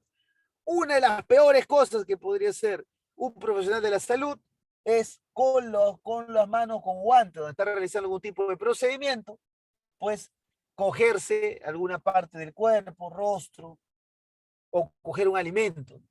Son de las cosas que nunca un profesional de la salud debería hacer, pues porque evidentemente ahí usted ya está eh, entrando en contacto del agente contaminante con su persona. Sigamos con las buenas prácticas de bioseguridad. Y más allá del COVID, pues evidentemente en el COVID se ha reforzado mucho el uso de la mascarilla. En la diapositiva que estoy presentando, donde dice instrucciones de uso para la mascarilla, por favor me comunica por audio o por texto si es que no lo está visualizando. Yo entiendo que sí. Las buenas prácticas de bioseguridad en el tema del uso de la mascarilla se da de la siguiente forma. Revise y ajuste el respirador a la cara, es muy importante ver eso, porque pues si queda muy suelto, no protege. Y si queda extremadamente apretado, pues incomoda en exceso, ¿no? Claro, mejor es que esté apretado que esté suelto, pero tampoco puede usted tener algo que le genere dificultad o incomodidad. Colóquese las bandas de ajuste detrás de la cabeza, localizando una en la coronilla y otra en la nuca. Moldee la nariguera ajustando la nariz. Bueno, en este caso para los que tienen este accesorio, ¿no? Verifique el ajuste del respirador antes de ingresar al área de trabajo. Entonces, ¿cómo usted va a verificar el ajuste? Pues cuando usted inhala y expira de manera lateral, no debería salir eh, la respiración, ¿no? No debería salir si está bien puesto. Claro, no puede estar exageradamente ajustado, pero tampoco puede estar suelto. Además, recuerde seguir cuidadosamente estas instrucciones, ya que son importantes para el uso del respirador. ¿Cuándo no usar el respirador o qué consideraciones debe tomar en cuenta? No usarlo con barba o bigote, por favor, eso no se debe hacer. En los últimos años se ha puesto bastante de moda para los varones el look de la barba y bigote. De hecho, antes no teníamos, nosotros los varones solo nos cortábamos el cabello, pero ahora ya tenemos barberías, ¿no? Se ha retomado una costumbre muy antigua que es de décadas atrás. Entonces ahora los varones ya pueden trabajar la barba, pueden tenerla presentable, pero esa no es compatible con el uso del respirador. Pues porque ¿qué hace? Genera un espacio libre, abierto, para que un agente contaminante pueda ingresar por ese punto, de tal forma que no es recomendable la barba o el bigote cuando se usa el respirador. Lavarse el rostro antes y después, usted va a usar protección respiratoria antes de lavarse el rostro, pues porque si imagínense que ha comido o tiene otro contaminante en la zona de la boca y va a tener tapada esa zona, pues el agente contaminante que usted ya tiene ahí va a fermentar, lávese el rostro por favor antes de usarlo. Después también porque va a descartar algún potencial residuo contaminante que haya quedado sobre esta máscara, sobre esta mascarilla y se haya impregnado en el resto del rostro. Entonces lavarse antes y después, no doblarlo ni ensuciarlo, pues, ¿no? Ya, bueno, ¿dónde lo guardo? Lo doblo en cuatro y a mi bolsillo de atrás. Porque usted prácticamente está dañando el tejido sobre el cual ha sido hecho el EPP, la mascarilla en este caso, quitándole pues capacidad de protección. Y cambiarlo si es que usted encuentra alguna falla de acuerdo al indicado. Ahora nos toca seguir con las buenas prácticas de bioseguridad. Como yo le dije, en esta sección, hasta el final de la capacitación, solamente vamos a estar enfocados a ver buenas prácticas de bioseguridad que luego ustedes tendrán que aplicar de manera cotidiana en su centro de labores. Seguimos con las buenas prácticas de bioseguridad. No usar collares, pendientes en el rostro, cuello o manos. Es una buena práctica porque sabe que ahí se acumula el contaminante, pues. Y le voy a poner una prueba bien sencilla para que usted pueda darse cuenta. Cuando usted se lava las manos con jabón y tiene el anillo puesto, para los que están casados, ¿no? O tiene una laja, ¿no? Y usted se lava las manos con jabón de barra, dígame o no si parte de jabón de barra a veces no se queda puesto dentro de la laja. Se queda, o tiene una esclava, se queda. Pues. Lo mismo pasa de manera similar con el contaminante. Un agente biológico se puede impregnar en el material metálico, los intersticios. Por eso es que cuando usted va a hacer manipulación biológica y procedimiento, no se recomienda. Pues. Yo no sé, no los he visto cuando ustedes hacen las intervenciones médicas. Si alguien tiene una idea diferente o conoce un control donde sí puede usarlo y no se genere esa contaminación, pues por favor menciónelo. El chat está abierto para que usted lo mencione. Pero no se recomienda, y estamos hablando ahorita de las prácticas de bioseguridad, porque el agente contaminante ahí se impregna. En la esclava, en el borde del anillo, en otro tipo de alhajas que usted pueda tener. Por eso collares, pendientes, en el rostro, cuello, manos, no se recomienda cuando usted va a hacer procedimientos biológicos, intervenciones. Atento, Piero.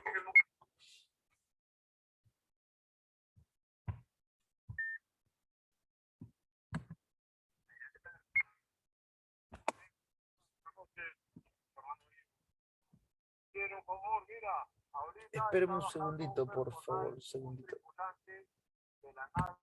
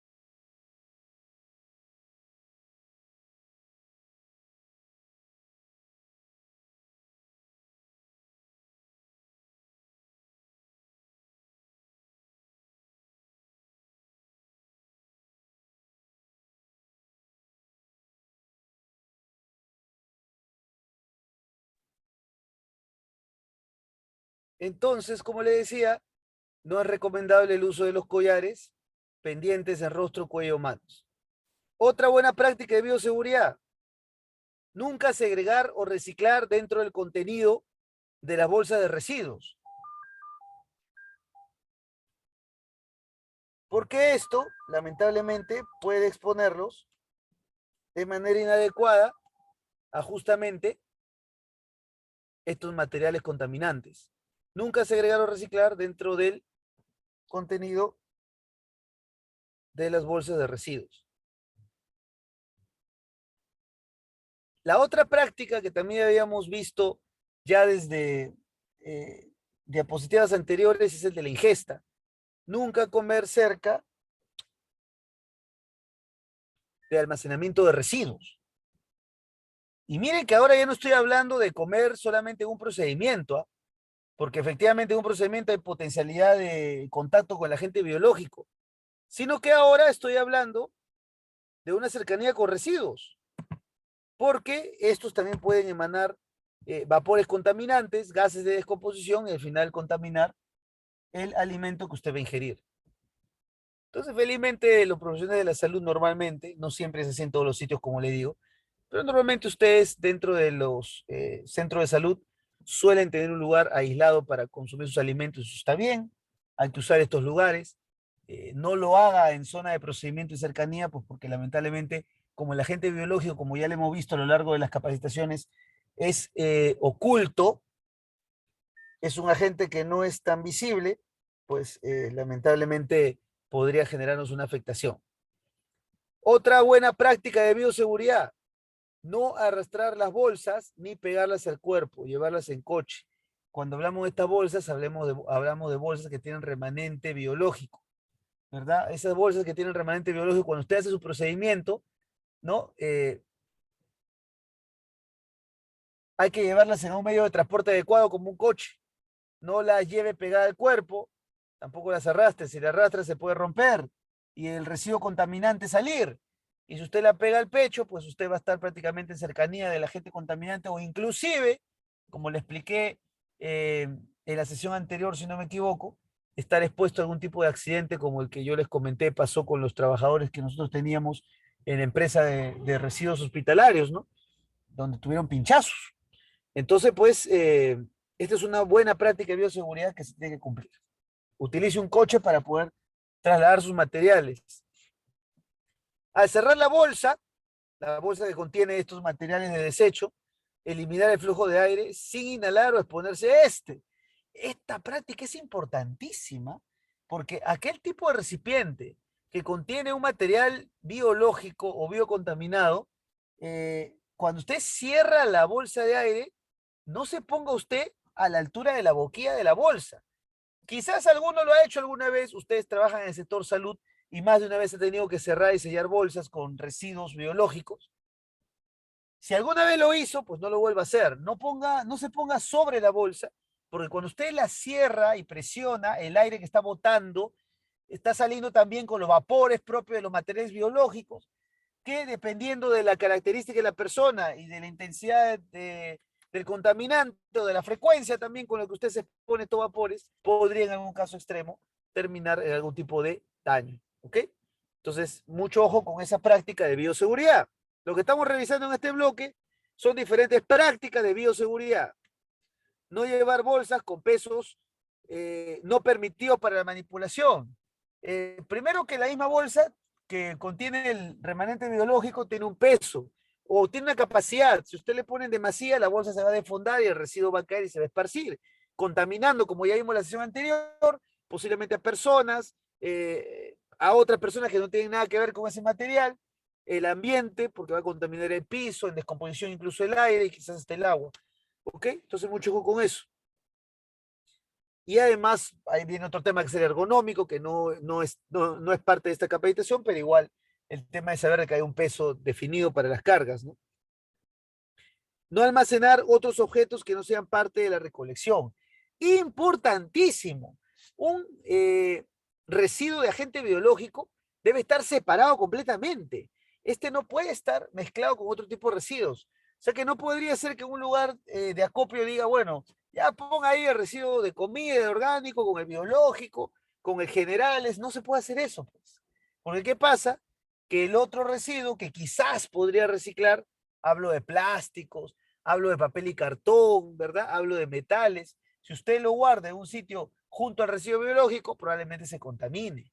Y cuando ese plástico quiera reciclarse, lo que van a hacer es reciclar un plástico contaminado con residuo biológico. De eso yo voy a profundizar en la última sesión, que es de acá a 2 días.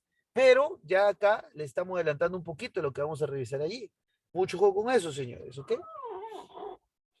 No llevarse o no almacenar los objetos que no sean parte de la misma recolección.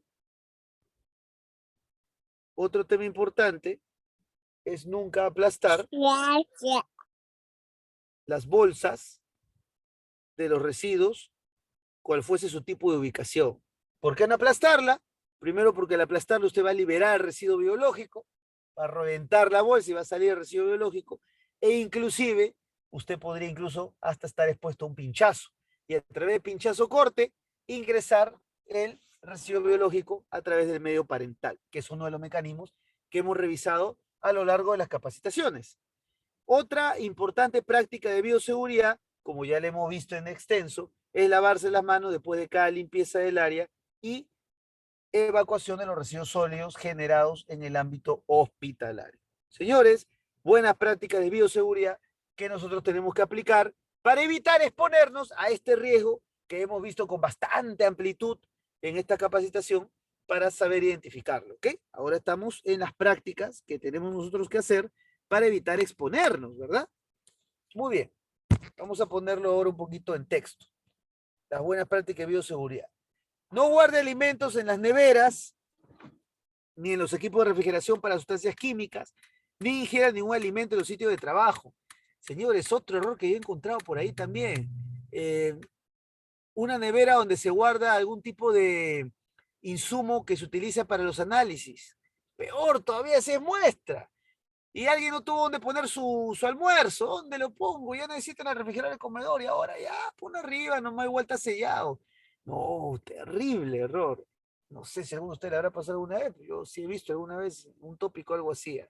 No se debe hacer porque por más que esté sellado no puede estar cerca de un residuo o material biológico, pues porque este efectivamente puede liberar gases, vapores y entonces generar algún tipo de contaminación cruzada con el alimento. Tampoco ingiera esto en sitios de trabajo. Mantenga actualizado el esquema de vacunación del personal contra el riesgo biológico inherente a su área de trabajo, pues depende de lo que usted se exponga. Usted tiene ya un cuadro de vacunación, el personal de salud así lo tiene. Aplique todas las normas referentes al manejo de material cortopunzante. ¿A qué refiere estas normas? Pregunta para ustedes, pregunta para el chat. ¿Cómo es la norma de manejo de material cortopunzante? ¿Cuál es la forma correcta de manejarlo? Cuando usted descarta una cuchilla, cuando descarta una aguja, cuando descarta un bisturí, descarte, no hablo de que lo va a esterilizar el bisturí, lo va a descartar. ¿Cuál es la forma correcta de hacer ese descarte? ¿Cuál es la forma? Lo leo en el chat. Y aprovechamos para reforzar ese punto. La forma correcta de descartar un material punzocortante. ¿Cuál es esa forma? Lo leo en el chat. Mientras tanto, seguimos con las buenas prácticas de bioseguridad. No reutilice material contaminado. Un frasco que usó para algún procedimiento, ya no lo reutilice. Tiene que descartarlo como residuo peligroso biocontaminado. Realice, muy importante lo que vamos a poner acá, realice, déjenme ver si lo puedo agrandar esta imagen, si lo podemos agrandar.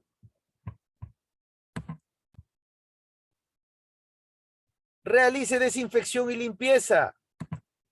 Realice desinfección y limpieza a las superficies, elementos, equipo de trabajo, al final de cada procedimiento y al final de la jornada.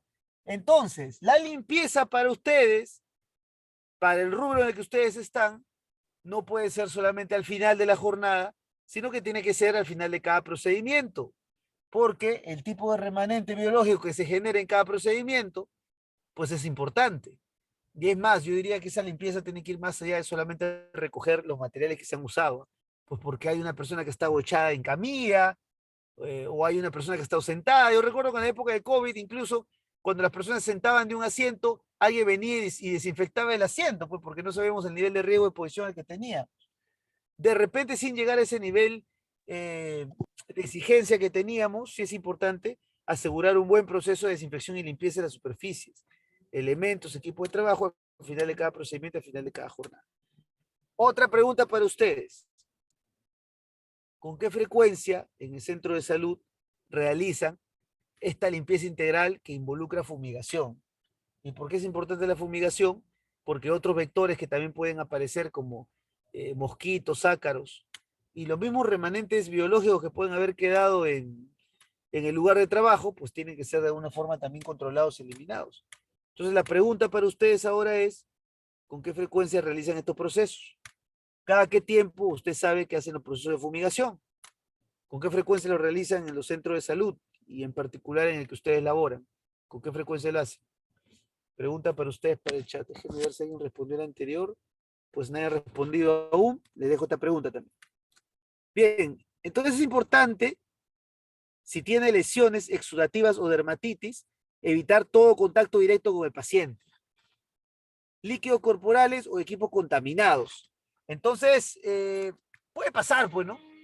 Que alguien tenga alguna lesión, es algo que puede suceder. Y si alguien tiene una lesión, pues entonces tiene que evitar todo tipo de contacto, pues, ¿no? Incluso si tiene una dermatitis, tiene que evitar cualquier tipo de contacto. En caso de accidente percutáneo, retire los guantes, lave con agua y jabón e informe a su jefe inmediatamente. Qué importante, ¿ah? Qué importante que es esto. Porque efectivamente, si hay un accidente percutáneo, quiere decir si usted tiene algún tipo de corte, usted debe retirarse los guantes, claro, lavarse la zona que está afectada y no siga trabajando así, por favor. No, no que me ponga una curita, me ponga una venda. Coordine con su jefe. Bueno, felizmente ustedes mismos son los profesionales de la salud. Ustedes son los más indicados para saber si puede controlar ese proceso o lamentablemente queda expuesto, con lo cual expone al paciente y se expone usted. O sea, hay doble exposición. Mira, alguien está poniendo, creo, una respuesta en el chat, eso es bueno. Katy Bayona me dice, Katy Bayona, vaya, usted tiene el nombre de una compañera que estudió conmigo en la universidad, pero ella es, pues, de mi profesión, es ingeniero, imagino que usted es del área de salud, pero son homónimos, solamente lo recuerdo. De preferencia se debe realizar mensual las fumigaciones. Muy interesante lo que menciona Katy, porque sí, pues de preferencia deberían hacerse mensuales, aunque hay una norma que indica que mínimo cada 6 meses debería hacerse la fumigación. Es correcto lo que usted dice, que se haga con una frecuencia mayor, y de hecho en época de COVID se estuvo haciendo con una mayor frecuencia. Sin embargo, en términos de cumplimiento legal, si hace cada 6 meses no está mal, pero va a depender también de la criticidad. Por ejemplo, un lugar donde se atienden a pacientes críticos, yo no le pondría pues una frecuencia de 6 meses, ¿no? Porque evidentemente hay una carga viral más alta. Entonces ahí yo no haría eso, sino que la misma empresa de servicio con la que hacemos la limpieza de las áreas ambientes, pues habría que también pedirles que hagan la fumigación con una mayor frecuencia como la que propone Katy Bayona. Fíjese que ese es otro grupo expuesto. Yo he tenido la oportunidad de dictar cursos similares a este, a personal que trabaja con residuos biocontaminados, a personal de las plantas de alimentos y también a las empresas de limpieza industrial, porque es otro grupo a veces no muy visible que también está expuesto. Porque esos señores que trabajan con ustedes dando el servicio de limpieza de pisos, de baños, de ambientes, que entran a la sala y limpian y desinfectan su piso, ellos también están expuestos. De repente no al nivel que ustedes, pero muy cercano, porque entran a los mismos ambientes que ustedes. También tuve la oportunidad de dictarles un curso a ellos, porque ellos también tienen ese nivel de exposición. Bien, gracias por el aporte de Katy Bayona. Entonces ya sabe que si tiene un accidente percutáneo, pues a veces sí, pero no siga trabajando inmediato, sino que tiene que más bien avisar a su jefe. Seguimos con la buena práctica de bioseguridad. Hasta el final de esta sesión, solamente vamos a compartir prácticas de bioseguridad para tener en cuenta durante el desarrollo de sus funciones. Puras prácticas de bioseguridad. Disculpe, usted se escucha un sonido un poquito fuerte porque estoy en una zona muy cercana de una actividad operativa, de una actividad operacional, donde pues el transporte que hay en ese lugar pues genera ese tipo de sonidos. Bien, vamos con las buenas prácticas de bioseguridad, seguimos con estas buenas prácticas, y entonces otra de las buenas prácticas es cambiar diariamente su ropa de trabajo. Yo entiendo que muchas veces para hacer el procedimiento, pues usted se pone ropa descartable, de hecho existen los mamelucos descartables, y eso está bien, pero también su propia ropa, usted procure dentro de lo posible cambiársela. ¿Por qué ejecutar esto? Porque yo he visto que el mameluco descartable, el que usan para procedimientos, o sea, no el traje blanco que usan en época de COVID, que sí cubre todo el cuerpo y tiene esta capucha, sino el mameluco descartable médico que ustedes usan, no cubre hasta los pies. Yo entiendo que ustedes se ponen cofia en la cabeza, el traje descartable, y en los pies se ponen un sobrepiés, ¿verdad?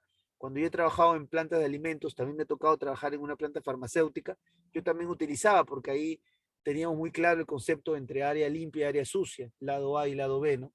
El lado A claramente lo teníamos identificado como el lado A lo tenemos claramente identificado como el lado que tiene pues la posible contaminación, y el lado B, el que era cruzando, que era el lado que tenía que estar totalmente inocuo, ¿no? Porque era el lado donde era la fabricación. Entonces, nosotros usábamos esa protección para el calzado, pues justamente, nosotros usábamos esa protección del calzado, pero hay una parte que no queda cubierta, porque usted tiene un mameluco descartable, va hasta la rodilla, tiene la protección de calzado, pero hay una parte que no está cubierta. Y dependiendo de la actividad que usted haga, claro, del procedimiento que intervenga, lo recomendable es que la ropa, aparte de la descartable, que obviamente usted la descarta, también sea de cambio permanente, ¿no? En su hogar proceda al lavado de su ropa de trabajo, previa desinfección con soluciones desinfectantes, es lo mejor para el personal que labora en ámbito de salud. Está de más decir que para alguien que trabaja en salud, es recomendable que su ropa la lave por separado, que aplique algún tipo de desinfección adicional. No es recomendable que, por ejemplo, un profesional de la salud lave su ropa de salud junto con la ropa convencional de casa y menos con la ropa de la familia, no es lo recomendable. Por favor, pregunta para usted en el chat, de paso que todos aclaramos información. Pregunta para ustedes, la ropa médica que ustedes utilizan, no descartable, salvo que me digan que todo lo que usan ahora de manera externa es descartable. ¿Tienen ustedes algún servicio de lavado profesional industrial independiente para esa ropa o cada uno lo hace en su domicilio tomando en consideración las recomendaciones que acá menciono? Por favor, compártanme en el chat.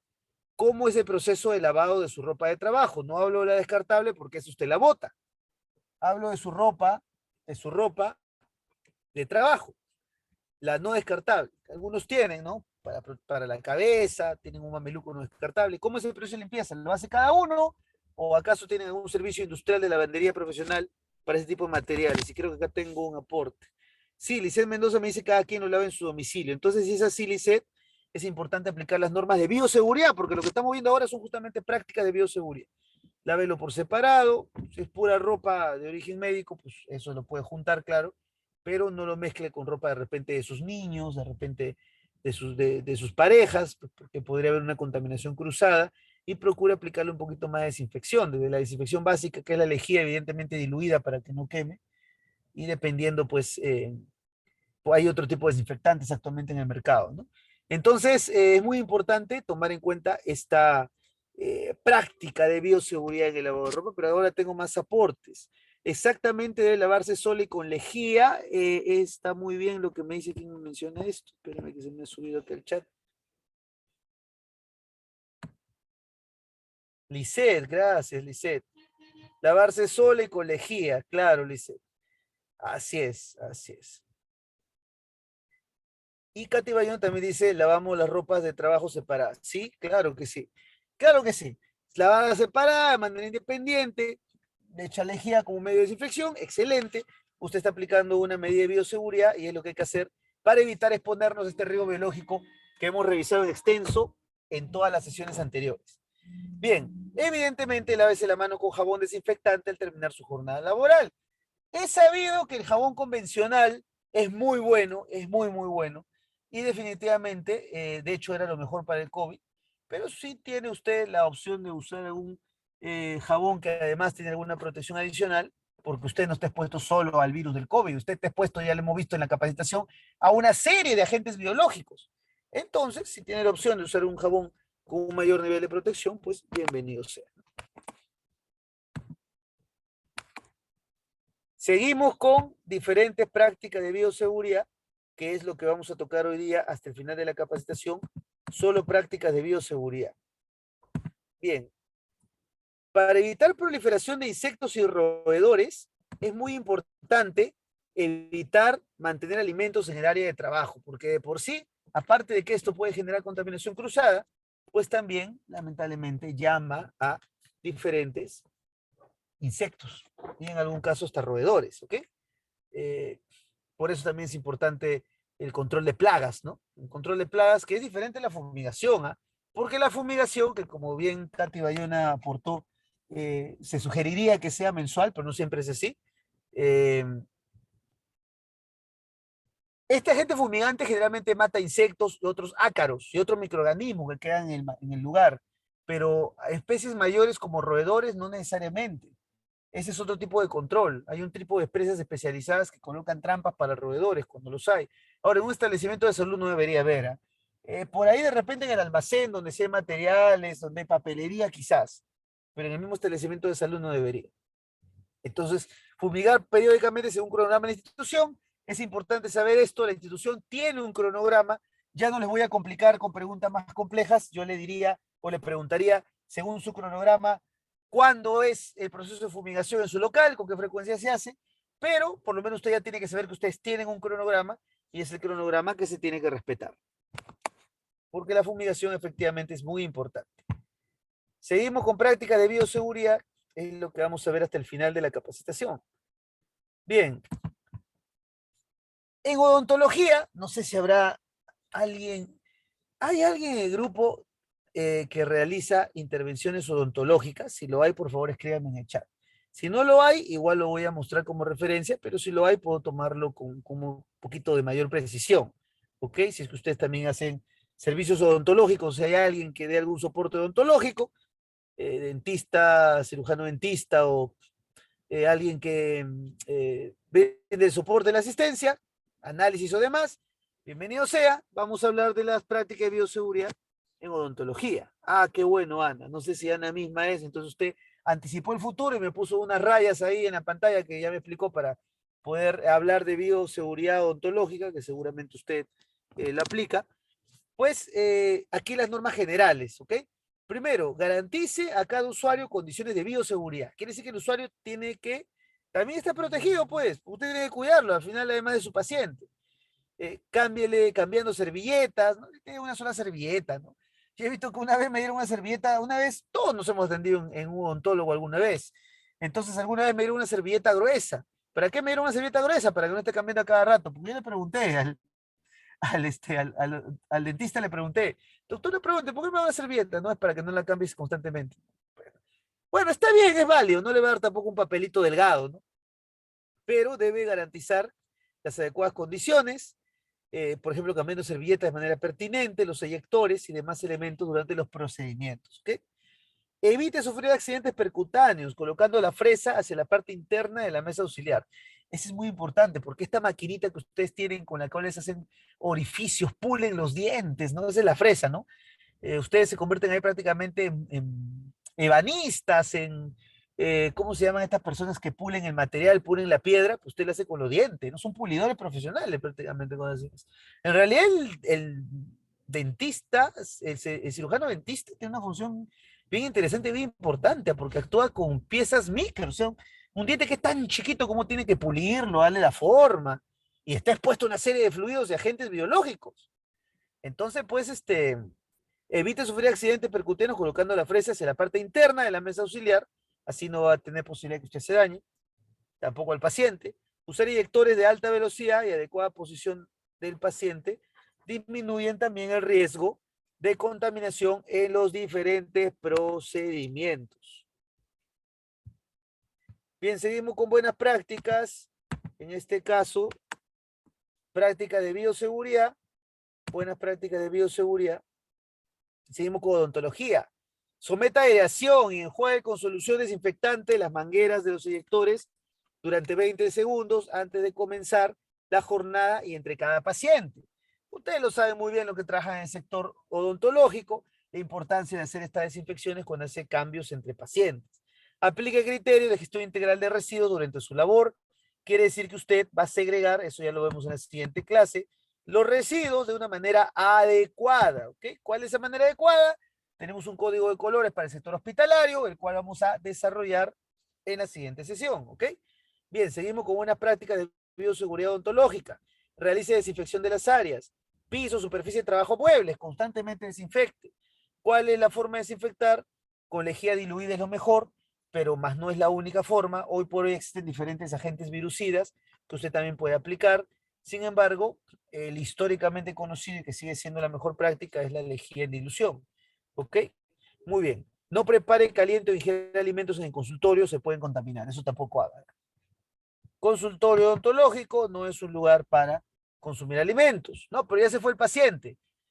No es lo recomendable, porque yo ya les expliqué a lo largo de la capacitación, aunque yo he visto que alguna vez alguien lo ha hecho, no es lo recomendable, porque existen pues vapores que mandan las personas, los materiales, cuando se utiliza la fresa, cuando está haciendo el procedimiento, se generan vapores, agentes biológicos que quedan en el ambiente. Entonces, no es lo recomendable. Salga de su consultorio, lávese las manos. Si va a ingerir alimentos, lávese el rostro e ingiera con calma su alimento, ¿no? Y luego retorne, pero no en el lugar de exposición. Bien, fomento de prácticas de bioseguridad, asepsia. se aplica directamente en los reservorios de los microorganismos. ¿Cuáles son estos? Acá lo vamos a ver. Hablemos de, entrando ya a la última recta de la capacitación del día de hoy, hablemos de la desgerminación o limpieza, que tiene que ver con la disminución del número de microorganismos con agua y jabón, sin eliminarlos ni inactivarlos. Lo que pasa es que cuando usted hace la limpieza constante con agua y jabón, agua y detergente, lo que está haciendo es que de por sí ya los está eliminando por remoción, porque luego eso se va por el desagüe. Probablemente todavía los hay, pero por lo menos ya está disminuyendo la carga. Ahora, si a eso usted le agrega, porque estoy hablando de desgerminación o limpieza, si usted le agrega un agente desinfectante como el más conocido, hipoclorito de sodio, que es el nombre químico de la lejía, entonces usted ya está pasando a desinfección. No está haciendo solamente limpieza, porque limpieza es una remoción. Por ejemplo, si yo solamente barro o aplico agua, lo que estoy haciendo es, sí, eliminar. Incluso si he hecho jabón, yo estoy haciendo limpieza. Si he hecho detergente, yo estoy haciendo limpieza. Porque el detergente no mata el germen, no mata el microorganismo, pero sí lo remueve. ¿Qué pasa con la acción detergente? Y esto yo sí se lo puedo decir de mi formación, porque yo soy ingeniero químico de profesión. Los microorganismos, virus, bacterias y demás, se pegan a una superficie a través de una unión de tejido graso, de tejido adiposo. ¿Y qué pasa con el jabón? El jabón genera un fenómeno que los ingenieros conocemos como fenómeno tensoactivo. Entonces, ¿qué hace el jabón como agente tensoactivo? Rompe esa unión mecánica que hay entre la grasa que tiene el microorganismo y la superficie en la cual está puesta. Al romper esa unión, el microorganismo se va. No lo ha eliminado, no lo ha matado, simplemente se va. Es lo que pasaba técnicamente cuando se hace el lavado de manos. No está matando usted, incluso con el COVID, no al COVID, sino que lo que está haciendo es botarlo por el caño. Y su mano quedó libre. Ahora, cuando hablamos de superficie de trabajo, porque a la mano usted no le va a echar lejía, claro, pues entonces usted aplica desinfección. A ese proceso de limpieza lo va a empoderar agregándole un agente desinfectante. Este agente desinfectante puede ser lejía, que es el más común, o también puede aplicar otros agentes desinfectantes que hoy por hoy existen y hay muchos en el mercado. Y finalmente, el más potente, la esterilización, que ustedes lo aplican con su instrumental, ¿verdad? Ahí sí es destrucción de microorganismos y sus esporas por medios físicos o químicos. Ahí sí es destrucción. ¿Por qué? Pues porque algunos microorganismos, como ustedes muy bien lo saben, pues a temperaturas altas no viven, ¿no? No son termófilos, no son organismos que vivan a temperaturas altas. Otros sí los hay, pero ustedes saben cuáles. Entonces, con la esterilización, usted le aplica tal nivel de temperatura que ese microorganismo ya no vive, entonces, pues, es eliminado, ¿verdad? Entonces, estas son diferentes formas a través de las cuales nosotros fomentamos las prácticas de bioseguridad. Bien, probablemente algunos consejos adicionales vamos a revisar en la introducción de la siguiente sesión antes de ir a residuos. Entonces, para terminar la sesión de hoy, voy a mostrarles un cuadrito. Esto lo vamos a continuar en la siguiente sesión y luego vamos a hablar de residuos, que habla del fomento de las prácticas de bioseguridad, clasificación de áreas y elementos, ¿ok? Entonces, y con esto vamos a cerrar por el día de hoy. Las áreas, usted la puede clasificar por criticidad, en función a toda la teoría que hemos revisado de los riesgos biológicos, de los diferentes niveles de exposición, de los tratados internacionales y también de los antecedentes, como el que vimos hoy, cuando hablamos de Ramazzini, para los que estuvieron desde el inicio de la capacitación, y hablamos de los tratados de Ramazzini allá por el siglo XVIII, ¿no? Cuando empezó a estudiar las enfermedades ocupacionales, pues con toda esta información y con todos los controles que hemos revisado en esta capacitación del día de hoy, es importante que sepamos definir las áreas. En función de su criticidad, vamos a dividirlas como áreas críticas, áreas semicríticas y áreas no críticas. ¿Qué estamos haciendo ahora? Ya estamos identificando el nivel de riesgo. Ya estamos identificando el nivel de riesgo por áreas. Entonces, ¿cuál sería la definición? Un área crítica es un área de alto riesgo de infección. Por ejemplo, una sala de parto, usted tiene ahí todo tipo de fluidos. Una sala de urgencias es una zona de altísimo riesgo de infección para ustedes. Entonces, es bueno que lo tenga identificado. ¿Por qué? Porque sabe que ahí tiene que tener especial atención, tiene que tener especial foco, tiene que tener un extremo nivel de cuidado. También están las áreas semicríticas, las definimos como aquellas de mediano riesgo de infección, por ejemplo, un servicio de alimentación, Y si es semicrítico porque ese alimento está descompuesto, el alimento está contaminado, pues evidentemente usted por ingesta puede enfermarse. Podríamos llamarlo un área semicrítica, porque un área de alimentación dentro de un centro de salud, ya de por sí, por estar dentro de un centro de salud, ya toma algún nivel de criticidad. No es lo mismo tener yo un servicio alimentario en un establecimiento de salud que tenerlo en otra zona que no es establecimiento de salud, porque estoy manipulando alimentos cerca de zonas donde se hace intervención. Entonces, una área semicrítica. Y también, claro, una zona no crítica, como podría ser de bajo riesgo de infección, como una sala de espera, ¿no? No quiere decir de que ahí no puede haber contagio, porque ya hablamos de que la acumulación de personas también causa contagio, pero ciertamente no hay procedimiento, pues, ¿no? Entonces, probablemente la criticidad es menor, o una sala de rehabilitación cardíaca, donde está cerrado, no le está haciendo intervención, ¿no? No está haciendo cortes ni ningún tipo de intervención ulterior. Entonces, ese tipo de situaciones son las que usted tiene que considerar cuando hablamos pues de las zonas que son las consideradas no críticas. Entonces, señores, con eso vamos a terminar la sesión del día de hoy. Recuerde, por favor, los conceptos. En la última sesión de acá 2 días vamos a primero hacer un repaso también de los controles vistos hoy y luego vamos a entrar de lleno al manejo integral de residuos en el ámbito hospitalario. Si alguien tiene algún comentario o apreciación final, le agradecería que lo pueda poner ahora. Yo voy a dejar de proyectar y si no es así, pues yo les agradezco mucho, como siempre, por su tiempo y por su atención. Bien, entonces, conmigo será hasta una próxima ocasión. Muchas gracias. Buenas noches.